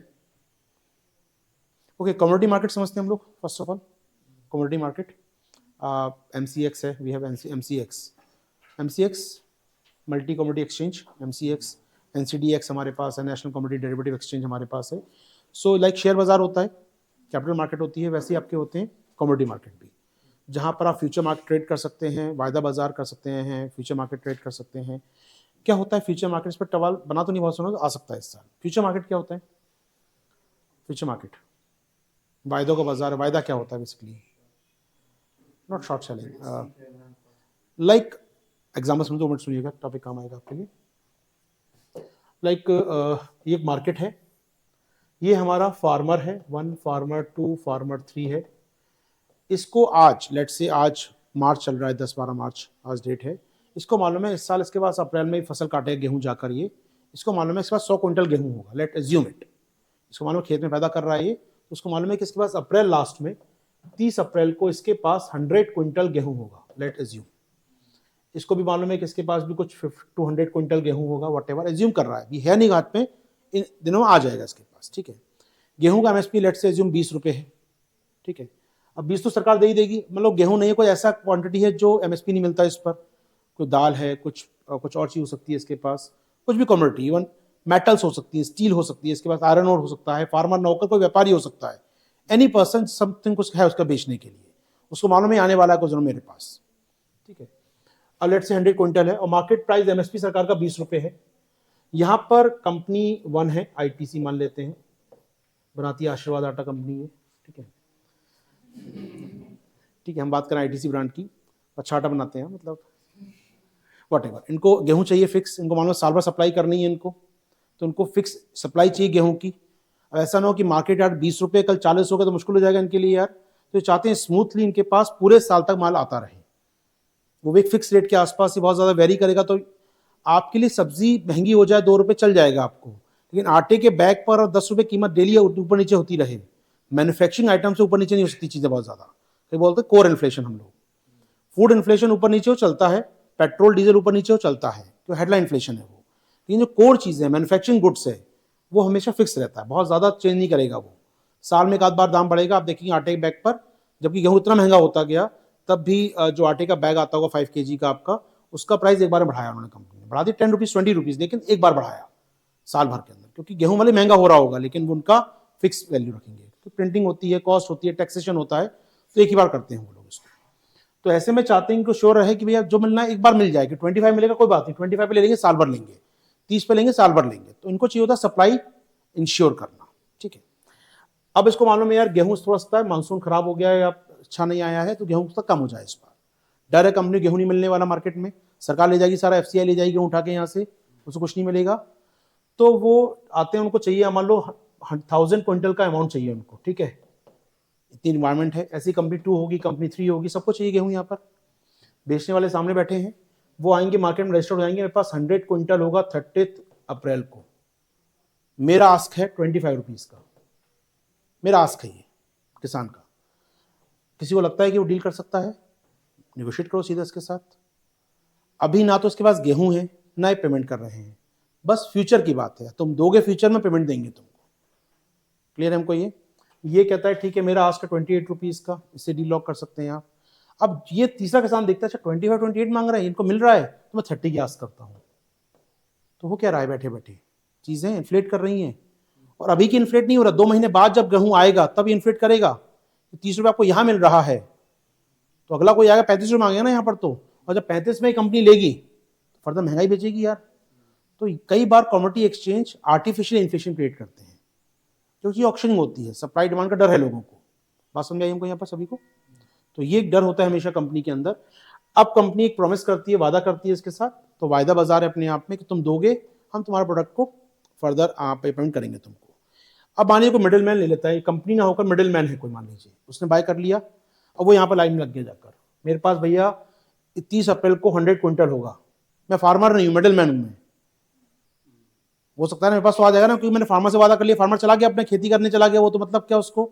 अब मिडिल मैन आ गया यहाँ पर, रजिस्टर्ड हो गया एज अ फार्मर कि मेरे पास 100 क्विंटल है, किसको चाहिए बताओ। अच्छा 25 में ले रहा हूँ मैं यहाँ से, अब मैं इसको बेचूंगा 40 रुपीज में यहाँ पर, और इन्फ्लेशन, मिडिल मैन आते हैं बहुत सारे, और बहुत हाइपर इन्फ्लेशन हो जाता है। तो इसको कर्व करने के लिए क्या करना पड़ेगा, उस कमोडिटी का ट्रेड को रोकना पड़ेगा आपको पर्टिकुलर कमोडिटी मार्केट में। तो सरकार ने रोक रखा है कई सालों से हमारे यहाँ कमोडिटी मार्केट में पर्टिकुलर कमोडिटीज को, जिसका आप ट्रेड नहीं कर सकते हैं। क्लियर है यहाँ पर चीजें? तो सरकार ने बैन कंटिन्यू रखा है इस साल भी कंटिन्यू रखा है यहाँ पर, another year of future ban in 7 agriculture commodities. तो 7 कमोडिटी से बैन लगा हुआ है इंडिया में, और कंटिन्यू कर दिया 1 साल के लिए भैया, अभी नहीं छोड़ना है इसको, चुनाव का साल है, महंगा ना हो जाए चीजें।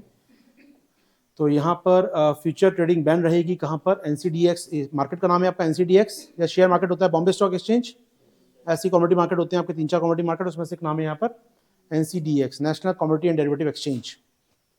यहाँ पर दिसंबर तक बैन कर दिया गया है। कुछ कमोडिटीज को और देखा जाए, कुछ नाम लिखे होंगे मेरे पास यहाँ पर कहीं, समझा कोई नाम लिखा होगा हमने कहाँ पर, नाम लिखा है कमोडिटीज का हम लोगों ने, like non basmati paddy, we have like wheat, chana, mustard seeds and derivatives, soybean derivatives, crude palm oil, moong, green आम, whatever।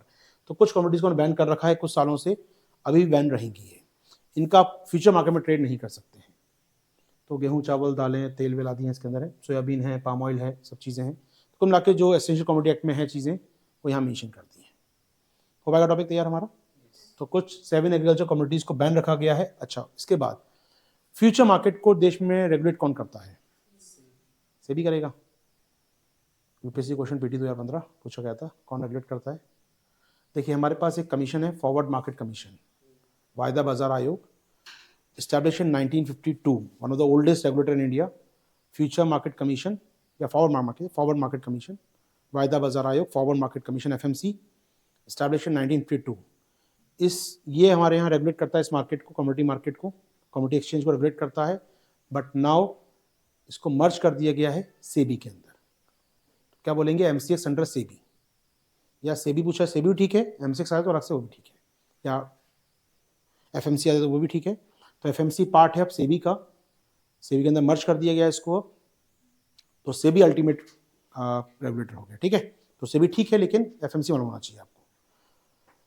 पूछा तो यूपीएससी ने कुछ साल पहले। यहाँ पर क्या, promise and agreement to sell in future, agreement to buy and sell in future, बिल्कुल ठीक है दोस्त। चलिए मूव करते हैं फर्दर, हम लोग यहाँ से आगे चलें। तो ये हो गया आपका बैंड हो गया 7 प्रोडक्ट, ठीक है। अच्छा एक ध्यान रखिएगा, कमोडिटी मार्केट की जब बात हो ना, तो थोड़ा सा देख लीजिए कौन कौन से कमोडिटी मार्केट इंडिया में हैं।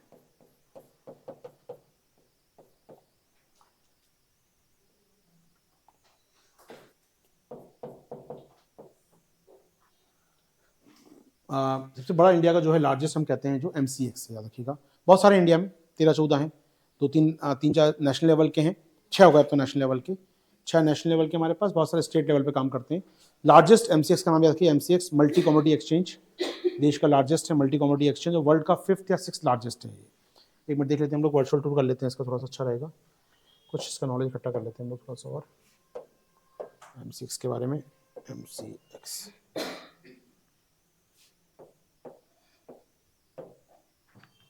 Multi commodity exchange establish in 2003, fine, Mumbai में है, ठीक है। और कुछ खास बात, डील करता है ये दिस एंड दैट, कुछ खास नहीं, मतलब टॉप ग्लोबल है, 5th या 6th लिखा है, टॉप लिखा है इन्होंने यहाँ पर।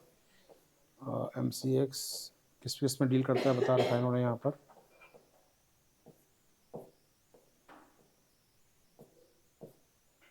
चलो कोई शाम नहीं है, बॉम्बे कॉटन एक्सचेंज नहीं लिखा है इसमें, लिखा नहीं कितने नंबर पे इंडिया में ये, वॉट एवर, लेकिन ठीक है, फिर भी 30 साल हो गए स्थापना को, उसके याद रखिएगा। MCX multi commodity exchange, Mumbai headquarter है इसका। इसको रेगुलेट करता है हमारा FMC, या कहना चाहिए मुझे अब सेबी।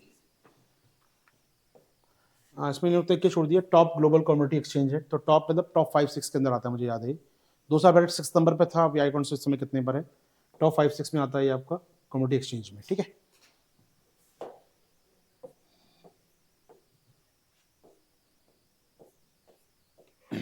ओके, लार्जेस्ट इंडिया का, चलिए वॉटेवर, आगे बढ़ते हैं हम लोग। नेक्स्ट न्यूज़ पर आते हैं। US चाइना लैपटॉप इसे छोड़ दीजिए, हो गया न्यूज़। यहाँ पर क्या अपने पास है,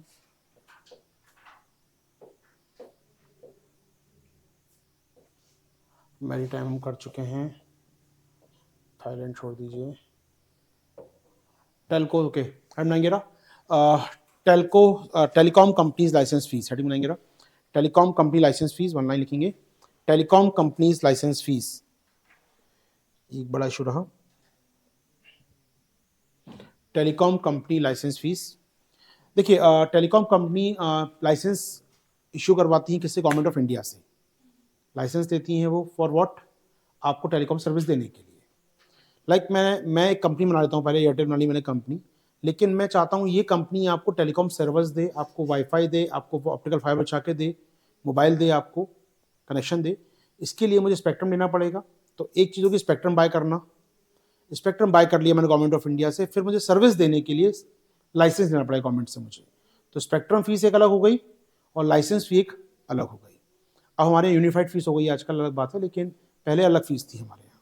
मैं बात कर रहा हूँ year early days of mobile communication, अलग थी ये, लाइसेंस फीस सेपरेट होती थी और स्पेक्ट्रम फीस सेपरेट होती थी। पूरा 2G स्कैम यही था, सरकार ने स्पेक्ट्रम फीस को लाइसेंस फीस जीरो कर दी, स्पेक्ट्रम फ्री दिया लाइसेंस के साथ, तो स्पेक्ट्रम फीस जीरो हो गई और लाइसेंस दे दिया आपको 1000 करोड़ रुपये का रेट से।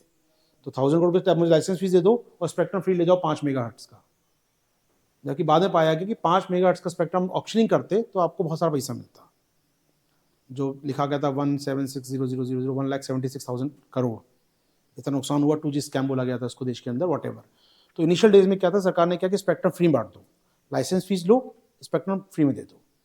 आज के डेट में लाइसेंस फी अलग देती है गवर्नमेंट और स्पेक्ट्रम फी अलग कर दिया। अब लेटेस्ट आके दोनों कंबाइन कर दिया। अब आते पुराने केस पे, सुन लीजिए। तो कंपनी जो लाइसेंस फी या स्पेक्ट्रम फी आप सरकार को दे रही है, वो कौन सा खर्च है कंपनी का, क्या वो कंपनी का रेवेन्यू एक्सपेंडिचर है या वो कंपनी का कैपिटल एक्सपेंडिचर है। अगर वो उसको आप रेवेन्यू एक्सपेंडिचर मानते हैं, दैट मीन्स अगर रेवेन्यू एक्सपेंडिचर करती है कोई कंपनी तो उस पर टैक्सेबल नहीं होती वो, क्योंकि आप कंपनी को चलाने के लिए खर्च कर रहे हैं। मान लीजिए मैं अपनी कंपनी को चलाने के लिए इस बिल्डिंग को रेंट पे लेता हूँ, तो मेरा रेवेन्यू एक्सपेंडिचर है, कैपिटल एक्सपेंडिचर नहीं है। कैपिटल एक्सपेंडिचर में कुछ आप मशीन लगा रहा हूँ, मैं अपना बिजनेस को बढ़ा रहा हूँ, कुछ नया इन्वेस्टमेंट कर रहा हूँ, या अपने बिजनेस को मैं केवल रन करने के लिए किसी में रख लेता हूँ, किसी हायर करता हूँ किसी व्यक्ति को, या कोई मैं ऑपरेटर हायर करता हूँ, तो ये मेरा रनिंग का एक्सपेंडिचर है, शॉर्ट ऑफ मेरा ये रेवेन्यू एक्सपेंडिचर है। तो अगर ये लाइसेंस फी कंपनी कहती थी तो रेवेन्यू एक्सपेंडिचर है हमारा, तो इस पर हम टैक्स क्यों दे सरकार को। तो 99 ऑनवर्ड्स देश में माना गया था, टेलीकॉम कंपनी मानती थी कि ये जो लाइसेंस फीस या स्पेक्ट्रम फीस वो दे रही हैं, ये उनका रेवेन्यू एक्सपेंडिचर है। 25 साल से हमारा कोर्ट में चल रहा था, फाइनली कोर्ट ने वर्डिक्ट दिया कि भैया रेवेन्यू नहीं है तुम्हारा, ये तुम्हारा कैपिटल एक्सपेंडिचर है, लाओ टैक्स लाओ। वोडाफोन आइडिया को 1 लाख करोड़ देना है सरकार को टैक्स का, कहाँ से लाएंगे, बर्बाद ऐसे बैठे हैं वो लोग, तो उनको और बर्बाद करने का काम आ गया ये। तो कोर्ट ने क्लियर कर दिया, सुन लीजिए 1 line, court of India ruled that the payment of entry fees, variable annual fees, licence fees by telecom giant should be considered as capital expenditure. Clear है हमको ये, और कैपिटल एक्सपेंडिचर माना गया इसको अगर, तो सीधे मतलब है टैक्स आपको देना पड़ेगा गवर्नमेंट ऑफ इंडिया को इस पर, तो याद रखिएगा इसमें। तो सुप्रीम कोर्ट ने कहा है कि लाइसेंस फीस या जो एंट्री फीस होती है आपकी, वो माना जाएगा आपका कैपिटल एक्सपेंडिचर और उस पर गवर्नमेंट ऑफ इंडिया टैक्स लगा सकती है। बात सही भी है ना यार, आप स्पेक्ट्रम या लाइसेंस फीस क्यों ले रहे हो, बिजनेस सर्विस करने के लिए ना, तो माना जाएगा आपका, ग्राहक को जोड़ना चाहते हैं, अल्टीमेटली ग्राहक को जोड़ना चाहते हैं आप। तो supreme court of India rule that the payment of entry fees और वेरिएबल एनुअल फीस होती हैं आपके, एनुअल फीस या लाइसेंस फीस आप जो दे रहे हैं, वो है पूंजीगत खर्च, capital expenditure, so part of taxation होगा ये। क्लियर है हमको ये बड़ा फैसला है, क्योंकि इससे 2 कंपनियां बर्बाद होने वाली हैं इससे, ठीक है। 2 कंपनी कौन सी बर्बाद हो जाएंगी इससे, देखिए नाम लिखा होगा, Decision expected to result in additional tax liability for telecom companies like Bharti Airtel and Vodafone Idea. Estimate to be around $1 billion. आपको टैक्स पे करना पड़ेगा। $1 बिलियन तो रेवेन्यू नहीं है बेचारों का। जियो थी नहीं उस समय तो उसको फायदा हो गया, जियो अभी आई है नए एरा में तो उसको देना नहीं है, ऐसा कुछ तो कंबाइंड हो गया फीस, जो पुरानी वाली कंपनी बर्बाद हो जाएंगी बेचारी इससे। चलो कोई बात नहीं, आगे बढ़े हम लोग यहाँ से। तो पूछ सकता है थोड़ा जाकर कैपिटल एक्सपेंडिचर होता है या टेलीकॉम में क्या करते हैं। हो सकता है क्वेश्चन वो ऐसे नहीं बनाएगा, क्वेश्चन करता क्या यूपीएस थोड़ा खेलता है। इसके बाद हमेशा देखा हूँ वो दे देगा, टॉपिक यही रहेगा, वो दे देगा कंपनी का रेवेन्यू एक्सपेंडिचर क्या क्या होता है इसमें से, या 3-4 आइटम दे देगा कंपनी का कैपिटल एक्सपेंडिचर क्या क्या होता है इसमें से। ध्यान रखिए रेवेन्यू एक्सपेंडिचर कैपिटल एक्सपेंडिचर क्या क्या आ सकता है कंपनी का। तो 2-3 आइटम यहाँ देख लिया आपने, या टेलीकॉम कंपनी के लिए दे देगा एग्जाम्पल वो। तो आप जो भी लाइसेंस फी दे रहे हैं, माइनिंग फीस दे रहे हैं, वो सब क्या है अपने आप में कैपिटल एक्सपेंडिचर है आपका। तो हमेशा आता है ये माइनिंग कंपनी भी लागू होता है। माइनिंग कंपनियां जो लीज लाइसेंस देती हैं, जो माइनिंग लाइसेंस देती हैं, उस पर भी कोर्ट ने एक बार कह चुका है कि वो एक कैपिटल एक्सपेंडिचर है आपका। तो ध्यान रखिए, इसमें क्वेश्चन बन सकता है कभी आपके लिए। जैसे लास्ट टाइम में क्वेश्चन आया था, आपको याद होगा, एक्सपेंडिचर भी आया था, मुझे याद नहीं आ रहा एग्जैक्टली। हाँ, कंपनी का कौन सा एक्सपेंडिचर, इन्वेस्टमेंट एक्सपेंडिचर, टेंजिबल और नॉन टेंजिबल क्वेश्चन जो आया था, नॉन टेंजिबल एक्सपेंडिचर माना जाएगा। नॉन टेंजिबल था ना, हाँ नॉन टेंजिबल। नॉन टेंजिबल था कि ब्रांडिंग कर रही है कंपनी, पेटेंट हायर कर रही है कंपनी, या क्लाइंट का मेल लिस्ट उसके पास है, और एक ऑप्शन था उसके अंदर दैट वन इज योर कि जो इन्वेंट्री स्टॉक उसके पास है। तो कंपनी अगर अपना ब्रांड प्रमोशन है कंपनी का, कंपनी ब्रांड पे जो अपने ब्रांड को प्रमोट करने के लिए जो पैसा खर्च कर रही है, जो इन्वेस्टमेंट कर रही है, वो इन नॉन टेंजिबल है, वो दिखता नहीं है लेकिन वो हो रहा है। लेकिन वो ब्रांड कितना बड़ा बन रहा है अभी कांट से कितना मेजर कर सकते, कितने का ब्रांड है अपने आप में। लेकिन आपके पास कितना स्टॉक है, मेरे पास कितने रिमोट हैं, कितने पेन हैं, इसको मैं काउंट कर सकता हूँ। That is tangible investment. कितनी बड़ी बिल्डिंग है, कितने लैपटॉप है, कितने कंप्यूटर, टेंजिबल थिंग्स हैं। तो ये इन्वेस्टमेंट होगा टेंजिबल इन्वेस्टमेंट। लेकिन मैं जो इन्वेस्टमेंट कर रहा हूँ for promotion of branding, for promotion of my patent और हायर अ पेटेंट, या अपने डेटा कलेक्ट करने के लोगों का मैं, वो सब क्या है, नॉन टेंजिबल है, अनटेंजिबल है वो चीज़ें। तो इंटेंजिबल इन्वेस्टमेंट शॉर्ट ऑफ अपने आप में वो। तो इंटेंजिबल पूछा था कौन कौन से आइटम इंटेंजिबल होंगे यहाँ पर, वो दिखाई नहीं दे रहा आपको, लेकिन वो आपकी इमेज को बना रहा है, आपके इन्वेस्टमेंट को, आपके कैपिटल को बढ़ा रहा है कहीं ना कहीं। आपका ज़्यादा डेटा लोगों का है तो आपके पास ज़्यादा अच्छी कैपिटल मानी जाएगी वो। Data is new oil short of, तो डेटा आपका ज़्यादा लोगों का है अगर, तो आपकी वर्थ ज़्यादा फुल है, लेकिन वो दिखेगा नहीं, काउंट नहीं कर सकता उसको मैं। समझ में आ रहा है यहाँ पर क्यों पूछा था मैं आपको। जैसे लास्ट टाइम एक केस हुआ, 2 साल का एक केस हुआ था यहाँ पर। ये जो आपके बहुत सारी कंपनी ऑफर देती है स्टार्टिंग 50% ऑफ, 60% ऑफ, पेटीएम आया, एडटेक कंपनी आती है, बस आ जाओ कैसे भी करके, कितना डिस्काउंट चाहिए बताओ यार, मतलब तुमको, मतलब फ़ोन चार्ज कराऊंगा, मैं फ़ोन का बिल पे कर रहा हूँ, फ़ोन का बिल है लेट से 5000 रुपीज़ का मेरा नेट का बिल है, उसको मैं पे कर रहा हूँ। पेटीएम कहता है मुझसे करो मैं तुमको 4000 में पे करवा दूंगा, 1000 का कैशबैक। तो कैशबैक क्यों देगा मुझे कंपनी कोई ना, मैं मेरा बिल है, क्या फ़ायदा पेटीएम को इसका। पेटीएम को फ़ायदा है कि मैं अपना फ़ोन नंबर रजिस्टर कर दूंगा, मैं अपना डेटा भर दूंगा वहाँ पर। तो डेटा हंगरी कंपनी है। तो 1000 रुपये एक्सपेंड किए उसने किसके लिए, मेरे डेटा हासिल करने के लिए। बात है अल्टीमेटली, और कुछ नहीं हो रहा। 1000 जेब से दे रहा है पेटीएम अपनी, लेकिन मुझसे क्यों दे रहा है वो, क्योंकि मैं उसको डेटा दे रहा हूँ अपना। तो ये आप जो इन्वेस्टमेंट कर रहे हैं, इससे आपके नंबर ऑफ डेटा बढ़ गया, क्लाइंट नंबर बढ़ गए आपके, लेकिन ये इन्वेस्टमेंट कौन सा है, इंटेंजिबल है। ये दिखता नहीं है आपको कहीं किया आपने। आप दिखाएंगे 1000 रुपीज़ का लॉस, ये लिखेंगे मुझे इतना डेटा मिला इसके बदले। तो ये एडटेक कंपनीज, फिनटेक कंपनीज किस पे काम कर रही हैं पूरे 3 सालों से, डेटा के लिए काम कर रही हैं, हैवी डिस्काउंट आपको दे रही हैं। तो ये इन्वेस्टमेंट आपको दिखता नहीं है कभी, लेकिन हो रहा है। तो ये इंटेंजिबल इन्वेस्टमेंट है। तो किसी क्वेश्चन पूछा, वो नहीं पूछा पेटीएम और एडटेक कंपनीज का, पूछा उसने क्या, टेंजिबल इंटेंजिबल क्या होता है। Got it. तो सवाल कहाँ से निकल रहा है ध्यान रखिएगा। तो ये डिस्प्यूट हो गया भले टेलीकॉम लाइसेंस का, लेकिन क्वेश्चन क्या बनाएगा वो, रेवेन्यू एक्सपेंडिचर क्या है कंपनी का, या कैपिटल एक्सपेंडिचर क्या होता है कंपनी का। ठीक है, थोड़ा सा टफ बन जाते हैं क्वेश्चन, लेकिन अगर ध्यान से पढ़ेंगे तो बन जाएगा ये। थोड़ा भी अगर लॉजिक लगाएंगे, टेंजिबल इंटेंजिबल नाम से स्पष्ट हो रहा है यार कि मतलब आपको जो दिख रहा है, मेरे ब्रांड बड़ा हो रहा है, अब मैं इन्वेस्टमेंट कर रहा हूँ, ब्रांडिंग प्रमोशन कर रहा हूँ, ब्रांड बड़ा हो रहा है, कैसे नापूं कि मैंने 1 लाख करोड़ खर्च किया और मेरा इतना बड़ा ब्रांड हो गया। कितने लोग मुझे जानते हैं, मैं कैसे पता करूंगा, मैं कितने लोग मेरे पर ट्रस्ट करते हैं, कैसे पता करूंगा मैं। हाँ, मैंने 1 लाख रुपये खर्च किए, 10 पेन मेरे पास आ गए, ये एक टेंजिबल थिंग है। 1 लाख रुपये खर्च किए, कितना बड़ा ब्रांड बन गया मेरा, वी कांट से। तो वो इंटेंजिबल इन्वेस्टमेंट है। 1 लाख मैंने खर्च किए, मेरे पास कुछ पेटेंट्स अभी बन रहे हैं, R&D हो रहा है, तो वो इंटेंजिबल है। मैं R&D में किस स्टेज में, मैं नहीं जानता। मैं 1 लाख रुपये निवेश किया R&D में अपनी, लेकिन R&D कहाँ पहुंचा रिसर्च मेरा, कितने पेटेंट में हासिल कर सकता हूँ, नहीं काउंट कर सकता। मेरे पेटेंट की वैल्यू कितनी बड़ी, मैं काउंट नहीं कर सकता इसको। Got it. यहाँ पर मैंने अपने जीवन के 5 साल की किताब लिखी मैंने, मैंने 5 साल इन्वेस्टमेंट किया, एक किताब लिखी, किताब कॉपीराइट मेरे पास, रॉयल्टी आएगी, लेकिन रॉयल्टी कितनी आएगी और कब तक आएगी भी कहाँ से ना। तो मैंने 5 साल की वर्थ है कि नहीं, वो मैं काउंट नहीं कर सकता इसको, ई में इंटेंजिबल इन्वेस्टमेंट है, तो मैंने 5 साल दिए यहाँ पर। क्लियर है ये चीज़ें? तो इंटेंजिबल था यहाँ पर क्वेश्चन, इजी क्वेश्चन था, लेकिन कॉम्प्लेक्स हो जाती थी अब नहीं, क्योंकि बुक्स में नहीं मिलता हमको कहीं भी। ये ऐसे केस आते हैं बीच बीच में जहाँ कोर्ट बोलता रहता है बीच बीच में कुछ कुछ। लास्ट टाइम एडटेक का केस आया था, पेटीएम केस आया, तब बोला था कोर्ट ने, अब यहाँ बोल रहा है लाइसेंस फीस के रूप में। ऐसे क्वेश्चन बनेंगे आपके लिए। आगे बढ़े हम लोग यहाँ से। ऑनलाइन क्लियर है? ऑनलाइन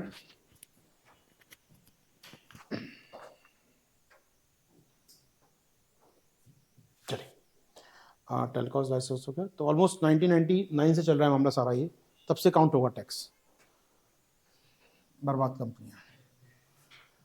चलो रशियन ऑयल की बात छोड़ दो, काम करनी है Russian oil.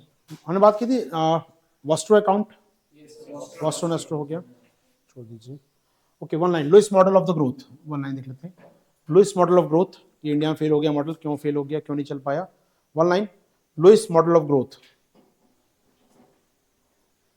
Lewis model of growth, कुछ बेटर ध्यान रखिएगा क्या है Lewis model, one line. Lewis model बात करें यहाँ पर, विलियम ऑर्थर लुइस। सिंपल सा कॉन्सेप्ट है, सब सुनते जानते हैं। कोई भी इंडस्ट्रियल रिवोल्यूशन कैसे होता है, समवेयर आप जाएं, ब्रिटेन चलते हैं आपको लेकर, ब्रिटेन में कैसे हुआ? एग्रीकल्चर होती थी वहाँ पर, आपने कुछ इनोवेशन किया, एग्रीकल्चर मशीन लेकर आ गए, ट्रैक्टर लेकर आ गए, थोड़ा सा मशीन लेकर आ गए, तो मशीन के आने से एग्रीकल्चर लेबर फ्री हो गई। तो 100 लोग काम कर रहे थे, 50 लोग काम कर रहे हैं वहाँ पर खेत में, 50 लोग सरप्लस लेबर फ्री हो गई। अब वो फ्री लेबर जो कि सस्ती है, बहुत सस्ती लेबर है वो, उसको आप इंडस्ट्री में लगा दीजिए ब्लू कॉलर वर्कर के तौर पर। तो इंडस्ट्री बहुत तेजी से, इंडस्ट्री को चाहिए होता है सस्ती लेबर चाहिए, L2C2, industry needs L2C2, L मतलब land and labour, physical capital and human capital, चार चीज़ चाहिए आपको L2C2। तो लैंड तो मिल ही जाती है स्टेट के पास, कैपिटल होती है, चाहिए होता है उसको यहाँ पर लेबर, सस्ती लेबर। और एग्रीकल्चर से लेबर फ्री हो रही है, सस्ती अपने आप में, तो इंडस्ट्रियल रिवोल्यूशन के लिए पहली चीज़ चाहिए होती है सस्ती लेबर आपको। तो लुइस मॉडल कहता है कि जो एग्रीकल्चर से लेबर बाहर निकलती है वो वर्क काम आती है कहाँ पर, इंडस्ट्री के अंदर, और वही इंडस्ट्रियल ग्रोथ हो सकती है। तो ये इनका मॉडल अपने आप में दुनिया में माना जाता है, हमेशा फिक्स रहा है मॉडल, चलता था इनका ये। तो जो आपकी ट्रेडिशनल एग्रीकल्चर सेक्टर है वहाँ सरप्लस लेबर बाहर निकलेगी और कहाँ जाएगी, वो मैन्युफैक्चरिंग सेक्टर में जाएगी, इंडस्ट्री में जाएगी, और वो ग्रोथ इंडस्ट्री ग्रोथ करेगा। That growth model Lewis model. इसमें क्या नई बात है, मतलब सब जानते हैं इसको तो। और इन्होंने फॉर्मूला दिया कि ऐसा ऐसा होगा, बाद में जब मॉडल आया तो चाइना की ग्रोथ देखी गई, इसके बाद चाइना में बिल्कुल सही फॉर्मूला बैठा। माओ के समय एग्रीकल्चर रिवोल्यूशन किया गया वहाँ पर, माओ के समय लेबर फ्री हुई, और डेंगजिंग लगाए उन्होंने, उनको इंडस्ट्री में कन्वर्ट किया, और आज चाइना बड़ी पावर बन चुका है। ऐसे ही करता है, लेकिन ये मॉडल इंडिया में फेल हो गया। इंडिया में हमारे यहाँ एग्रीकल्चर लेबर 75% थी, आज से कुछ साल पहले आज़ादी के टाइम हमारे एग्रीकल्चर लेबर 75% थी, 75% लोग डिपेंड थे एग्रीकल्चर के में। आज कितने हैं, लगभग 45%। जानते हैं आप कितना है? हमारी लेबर का जो कुल लेबर है उसका 75% लेबर इंगेज थी आज़ादी के समय, कहाँ पर, एग्रीकल्चर में। राइट नाउ 43-44 के आसपास है, तो 30% लेबर फ्री हो चुकी है वहाँ से।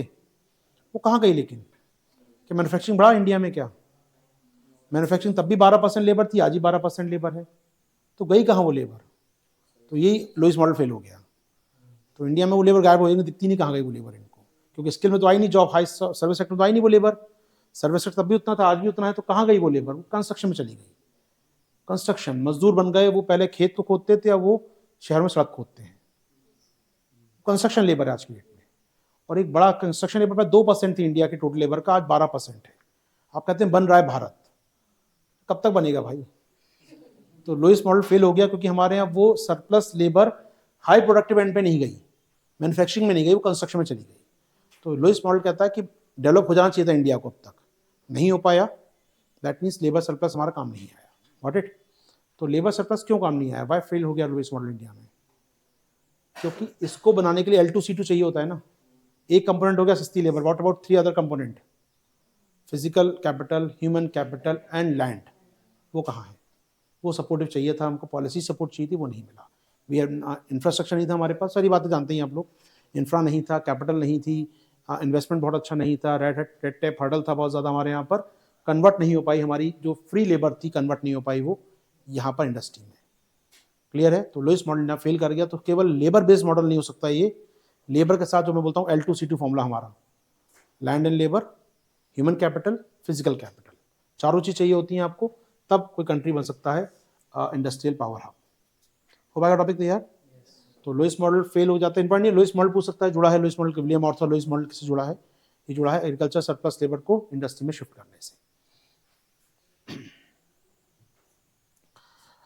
ओके, चाइना में फिट बैठा था, उनको नोबेल प्राइज मिला था उस साल 1970s के दशक में, लिखा होगा यहाँ शायद मैंने।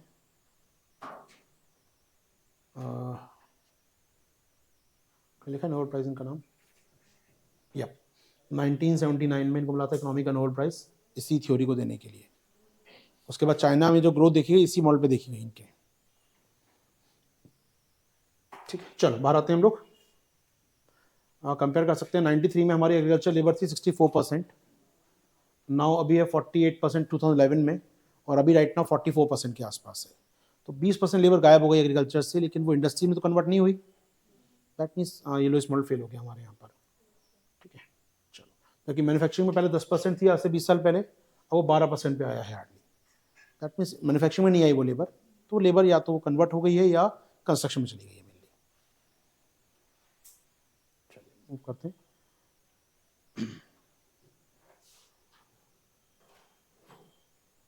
ओके, नेक्स्ट टॉपिक है हमारे पास बात करने के लिए आपसे। Okay, non breakable FDs, limit of non breakable FD, non breakable fix deposits, non breakable fix deposits, one line, non breakable fix deposits. इसकी बात करें एक मिनट आपके साथ, क्या टॉपिक है? Non breakable FDs. Okay, FD जानते हैं सभी क्या होती है? Fix deposits.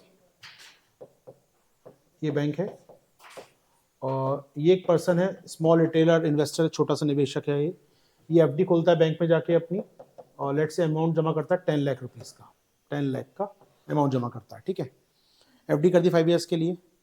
अभी बैंक ऑफर कर रहा था इसको 6% इंटरेस्ट रेट एफडी पर इसके। ठीक है, सडनली देश में कुछ हो गया और इंटरेस्ट रेट बढ़ गया रातों रात। इंटरेस्ट रेट बैंक अब ऑफर कर रहा है 8%। लालच आया मन में, 6% मिल रहा था, 8% दे रहा है बैंक मुझे, हटाओ इस एफडी कैंसिल करो यार, ये तो फिक्स हो गया ना आपका, फिक्स रेट होती है एफडी, हटाओ इसको, तोड़ो एफडी को, नई एफडी कराएंगे 8% पर। जैसे आप ब्रेक करेंगे पेनल्टी लगा देगा बैंक आपके ऊपर, क्योंकि आपने 5 ईयर की लॉक किया था इसको। तो बेचारा ग्राहक समझ ही नहीं पाता मेरे लिए सही क्या सौदा है, एफडी तोड़ूं या लालच में फंसूं इसके। तो छोटा निवेशक बच्चा फंस जाता है, ट्रैप हो जाता है। बैंक वाला कहता है 8% ले ली सर, तोड़ी उसको, जैसे वो तोड़ता है पेनल्टी लग जाती है। तो आरबीआई ने कहा छोटे निवेशक को बचाना बहुत जरूरी है, बेचारा बहुत नहीं जानता ये। तो एक काम करो, 15 लाख तक का अमाउंट लिमिट लगा दो। अगर इससे छोटी कोई एफडी है और इसको आप ब्रेक करते हैं किसी भी समय, तो पेनल्टी मत लगाओ इस पर। ठीक है, पेनल्टी मत लगाओ, ये था पहले लिमिट हमारे यहाँ। अब इसको बढ़ाकर कर दिया 1 CR, यानी नॉन ब्रेकेबल एफडी 1 CR, यानी आप अब जो एफडी होगी 1 CR के ऊपर है तो वो नॉन ब्रेकेबल है।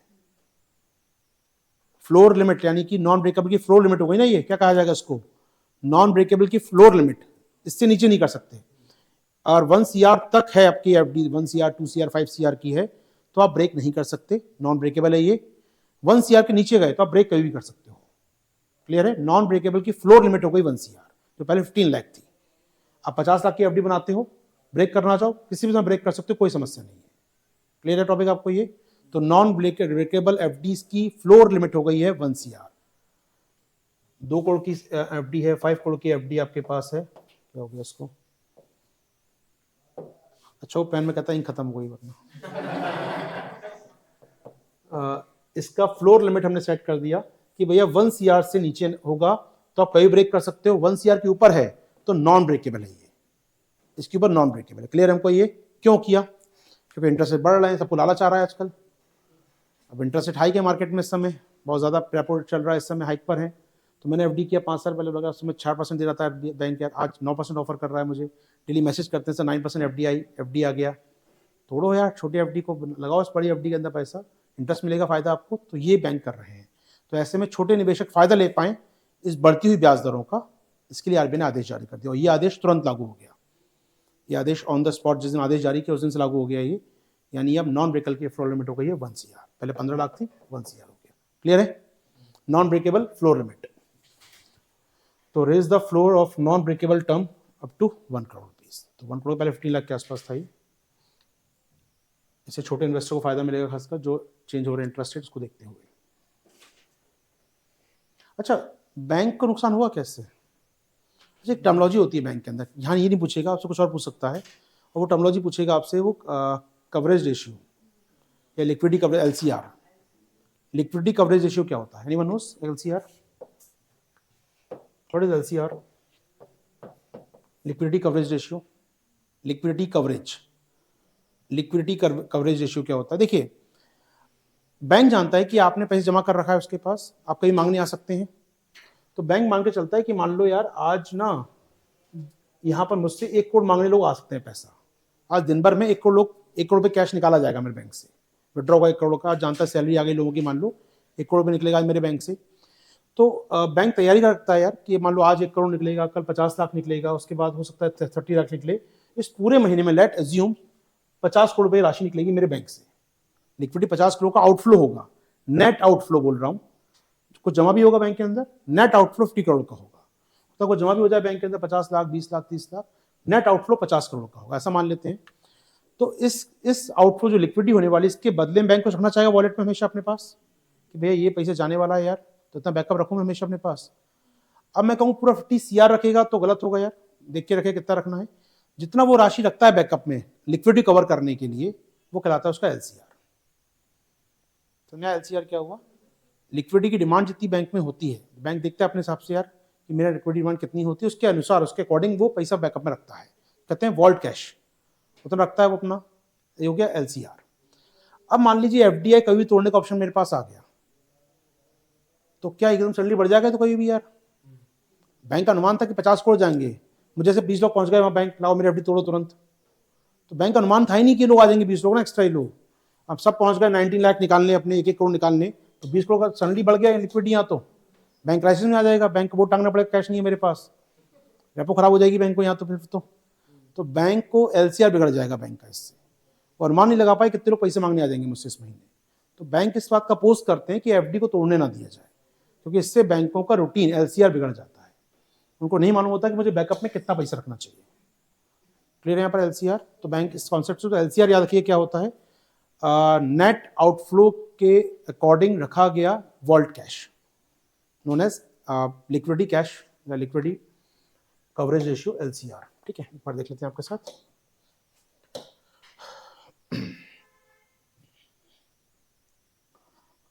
एलसीआर नहीं लिखा होगा मैंने, एलसीआर। ठीक है, तो एलसीआर क्या होता है? LCR ensures the bank hold sufficient reserve of high quality liquid assets to allow them to survive period of significant liquidity stress reading 30 calendar days. तो 30 दिन में जो आपको लिक्विडिटी चाहिए, उसके बदले आपने कौन सी एसेट रखी है बैकअप में? गोल्ड है आपके पास, कैश रखा है आपके पास, क्या क्या कैश आपके पास है, उसे हम कहते हैं हाई क्वालिटी लिक्विड एसेट्स। कितना बैकअप पे रखा है पैसा आपने, समझिएगा। अब मैं कहूँ कि बैंक 50 करोड़ रुपीज कैश रखे अपने पास, गलत होगा, कैश को रखूंगा यार 1 महीने तक, तो मैं रखता हूँ उसको गोल्ड फॉर्म में कन्वर्ट करूँ, या मैं कुछ ऐसा रखूँ जिस दिन मैं चाहूँ, जिस मिनट चाहूँ उसको बेच कर पैसा निकाल लूँ, ऐसा कुछ बॉन्ड रखूँ मैं, ऐसा कुछ टी बिल रखूँ अपने पास, ऐसा कुछ रखूँ जिसको मैं तुरंत बेच के पैसा ले आऊँ। समझ में आया? कौन सी एसेट हो गई? High liquidity assets. मैं कैश रखूँ तो हाई लिक्विडिटी है, सबसे बेहतर है कैश रखूँ 50 करोड़ मास में, 50 करोड़ कैश रखना, बैक ब्लॉक हो जाएगा, 50 करोड़ कोई मांगने नहीं आया तो फिर क्या होगा ना, बेकार हो गया पैसा तो मेरा। तो बेहतर है मैं इसको कन्वर्ट करता है वो ऐसी चीज़ों में कि रखा भी रहे बैकअप में, और जिस समय जिस दिन चाहूँ मैं कन्वर्ट हो जाए, 1 घंटे के अंदर मेरा कैश आज मेरे पास आ जाए। तो ऐसी liquidity known as high liquidity assets, high quality liquid assets. समझ में आया यहाँ पर? तो बैंक अगर एफडी को ब्रेक करेंगे किसी भी समय, तो उनको फिर ज़्यादा रखनी पड़ेंगे high quality liquid assets. Question यहाँ से निकालेगा आपके लिए, HQLA, LCR, ये क्या चीज़ें होती हैं और क्या अंतर पड़ेगा आपका इसका non brachial FD flow limit से। हो पाएगा टॉपिक क्लियर? क्वेश्चन बन सकता है, ध्यान रखिएगा, बैंकों की मुश्किलें बढ़ने वाली हैं यहाँ पर। एक शब्द होता है, बताया मैंने आपको यहाँ पर, वो था net assets, net out, net cash outflows. Net cash outflows क्या हुआ? कितना आउटफ्लो है माइनस कितना इनफ्लो है। आप अनुमान लगा रहे हैं 50 करोड़, आप मानते हैं 100 करोड़ जाएगा या 120 करोड़ जाएगा, 70 करोड़ आने वाला भी है इस महीने, तो नेट कितना चाहिए? 50 करोड़ चाहिए फिर मुझे आपको, तो हम कहते हैं नेट कैश आउटफ्लोज को। तो 120 करोड़ निकाल जाएगा तो 50 करोड़ आएगा भी इस बार, तो अनुमान लगाते हैं हम लोग कैश आउटफ्लो कितना होगा।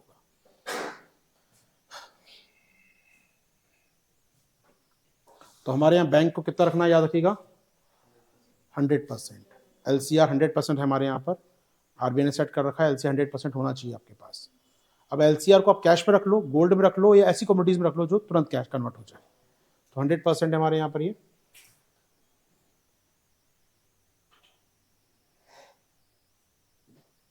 बेसल नॉर्म्स के तहत तय किया गया इनको। बेसल नॉर्म्स जो है बैंकिंग के, उसमें तय किया जाता है इसको। एक्सपोर्ट हो गया। चलिए नेक्स्ट टॉपिक डील करते हैं आपके साथ। ये क्या है, छोड़िए, कुछ खास नहीं है ई कॉमर्स को लेकर। GST कलेक्शन छोड़ दीजिए। ये क्या है, ओके 1 लाइन। इस साल देश में कितने आईटी फॉर रिटर्न भरे गए, कितने लोगों ने भरे आईटी रिटर्न्स? अच्छा है, काफ़ी ग्रोथ हुई है। तो 7.65 करोड़ लोगों ने इस साल आईटी रिटर्न्स भरे हैं, आईटीआर भरे हैं हमारे यहाँ। 7.65 करोड़ लोग टैक्स भर रहे हैं भारत में। कितनी अच्छी बात लग रही है सुनने में। रियलिटी आप देखेंगे तो मतलब समझ में आएगा। हमारे आईटीआर भरने का अलग बात है, टैक्स भरने का अलग बात है, जानते हैं आप लोग। मैं स्टेटमेंट दूं आपको, भारत में 7.65 आईटीआर फॉर्म भरे गए। भारत में सभी आईटीआर वाले टैक्स भरते हैं। 90% इसमें जीरो टैक्स पेयर होते हैं कि मैं आईटीआर भर रहा हूँ लेकिन मैं इनकम ही नहीं टैक्स देने के लिए। मैं 0% का दावा करता हूँ, क्लेम करता हूँ, मेरी इनकम 5 लाख, 4 लाख, 3 लाख, मैं आईटीआर भर रहा हूँ, पैन कार्ड लगा दिया, 3 लाख इनकम है, लेकिन टैक्स में नहीं आती मेरी इनकम। तो हमारे 7.65 करोड़ टैक्स पे आईटीआर तो भर रहे हैं, ठीक है। तो लास्ट टाइम कितना भरा था, 6.85 ने किया था, तो संख्या बढ़ गई 11%, जो कि अच्छी बात है। आईटीआर ज़्यादा लोग फाइल कर रहे हैं, दो राय नहीं है, ठीक है। अगर मैं कहूँ इसमें से टैक्स कितना भरा है तो शायद समझ में आएगा। Sorry 16% this and that. इसमें से टैक्स पेयर संख्या नहीं लिखी सरकार ने, नहीं लिखी, कोई बात नहीं। मैं आपको बताता हूँ, टैक्स पेयर इसमें 1.5 करोड़ के आसपास होंगे, ज़्यादा होते नहीं है टैक्स पेयर। हमारे यहाँ हार्डली देश की आबादी का 1% लोग टैक्स भरते हैं। 40 करोड़ है ना, तो 1.4, हाँ नहीं, 1.5 करोड़ के आसपास टैक्स भरते हैं। तो देश की आबादी का 1% लोग टैक्स भरते हैं। कहीं जाएंगे कई देशों में 12 से 13% होता है ये। तो आप सोचिएगा, कई बार उसको परेशानी रहती है हमारे यहाँ, टैक्स भरने वाले कम है। आईटीआर बहुत लोग भर रहे हैं, आईटीआर ऑलमोस्ट कितना हो गया ये, 5% के नियर 7.5% हो गया। तो 5% पॉपुलेशन टैक्स भर रही है, आईटीआर भर रही है, 1% पॉपुलेशन टैक्स देती है उसमें से। तो समस्या बहुत ज़्यादा है अपने में, टैक्स कलेक्शन बहुत कम होते हैं अपने आप में। तो जितनी आबादी है, जितनी हमारे यहाँ चीज़ें बिकती हैं, सबसे बहुत कम है हमारे यहाँ पर। तो रिफॉर्म करना बहुत ज़रूरी है। हो पाएगा टॉपिक तैयार, 1 लाइनर। 7.65 करोड़ हमारे यहाँ आईटीआर फाइल करने वाले लोग हैं, जो हाईएस्ट है आज तक का।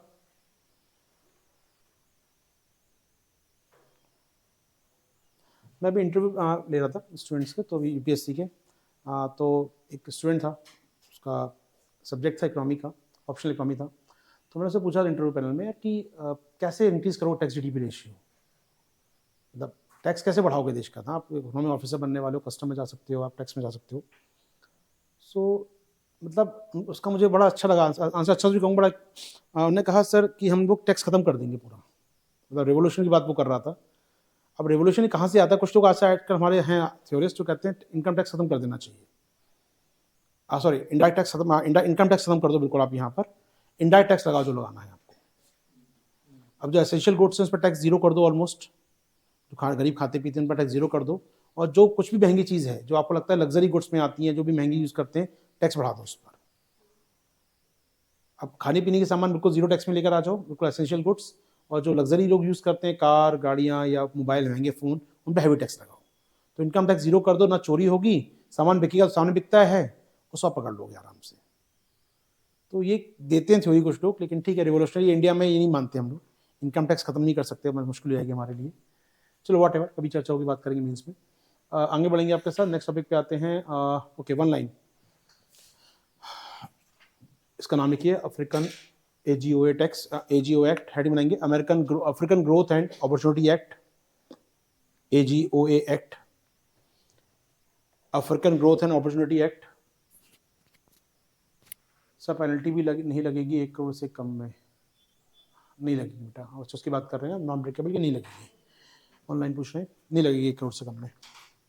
African growth and opportunity act की बात हम कर रहे हैं यहाँ पर। ये क्या है, जैसे हम बात करें कि अफ्रीकन मार्केट जो है, अफ्रीका में जो टेक्सटाइल बनता है वो अमेरिका के बाज़ारों में जाता है, और अमेरिकन गवर्नमेंट उस पर शॉर्ट ऑफ फ्री टैक्स या ड्यूटी फ्री आने देती है इस कानून के तहत। ये कानून है अमेरिका का, जिसके तहत हम बात करें, इसको वो लगातार रीऑथराइज करते रहते हैं, अपडेट करते रहते हैं, और इसके तहत अफ्रीकन टेक्सटाइल अमेरिका के बाजारों में जाता है without duty, without import duty. इस एक्ट को अब खत्म कर दिया गया, रिवाइज नहीं किया जा रहा। दैट मीन्स अब अफ्रीका का टेक्सटाइल अमेरिकन बाजारों में ड्यूटी फ्री नहीं जा पाएगा। ठीक बात हुई यहाँ पर। क्यों कर दिया अमेरिका ने? उनका मानना है कि नहीं, अब फ्री टैक्स फ्री ट्रेड कुछ नहीं होता है, बड़ा माल आता है सस्ता इनके यहाँ से बढ़ जाता है हमारे यहाँ, हमारा मेक इन अमेरिका सपना खत्म हो रहा है। तो ट्रेड प्रोटेक्शनिज्म के तहत अमेरिका रिवाइज नहीं कर रहा है इस पैक्ट को। इसको चीन भुनाएगा इस मुद्दे को। दूसरी बात ये भी है कि चाइनीज कंपनियां क्या कर रही हैं, अफ्रीका में प्लांट लगा लिए सबने अपने आप, तो अफ्रीका से कपड़ा बना के वो बेचती है अमेरिका में। तो फायदा अल्टीमेटली किसके पास जा रहा है? ये चाइना के पास। तो उसको लेकर अपोज है उनका कि अमेरिका छूट नहीं देगा टेक्सटाइल इंडस्ट्री को। तो शॉर्ट ऑफ ये कोल्ड वॉर का पार्ट है, ट्रेड वॉर का पार्ट है शॉर्ट ऑफ ये। लेकिन याद रखिएगा ऐसा न्यूज़ आई है, क्योंकि ऐसी न्यूज़ कुछ दिनों पहले इंडिया में से आई थी। इंडिया के जो प्रोडक्ट जाते हैं टेक्सटाइल अमेरिका में, वो छूट मिलती थी जीएसपी के तहत हमको। जीएसपी नाम सुना है? GSP, generalize system of preferences, जो अमेरिका भारतीय हैंडीक्राफ्ट्स पर, भारतीय टेक्सटाइल्स पर, भारतीय एग्रीकल्चर प्रोडक्ट पर हमको टैक्स फ्री इंपोर्ट परमिशन देता था। हमारा माल जाता टैक्स फ्री यहाँ से। GSP, generalize system of preferences, सामान्य वरीयता प्रणाली के तहत अब उस पर अमेरिका हटा दिया, जीएसपी से बाहर कर दिया, हमको टैक्स देना पड़ता है उस सामान पर। अब ऐसे अफ्रीका में हो गया। यहाँ पर रीजनिंग उसने दी है, इंडिया को तो कहा था इंडिया अमीर हो गया, तो इंडिया गरीब नहीं हो जाता तो क्यों छूट दें आपको? अफ्रीका में गरीब नहीं है, अफ्रीका में चाइनीज कंपनी आ गई हैं और वो वहाँ से बनाकर बेच रही कपड़ा अमेरिका के बाजारों में। तो इसलिए अमेरिका नाराज है, इसलिए बंद कर रहा है इस एक्ट को। हो पाएगा टॉपिक तैयार हमारा? African growth and opportunity act, ये एक्सपायर हो रहा है 2025 में। लगातार बातचीत कर रहे हैं वो लोग कि भैया दोबारा कंटिन्यू कर दो उसको कैसे भी करके, लेकिन शायद कंटिन्यू नहीं हो पाएगा। व्हाटएवर, आगे बढ़ते हैं आपके साथ।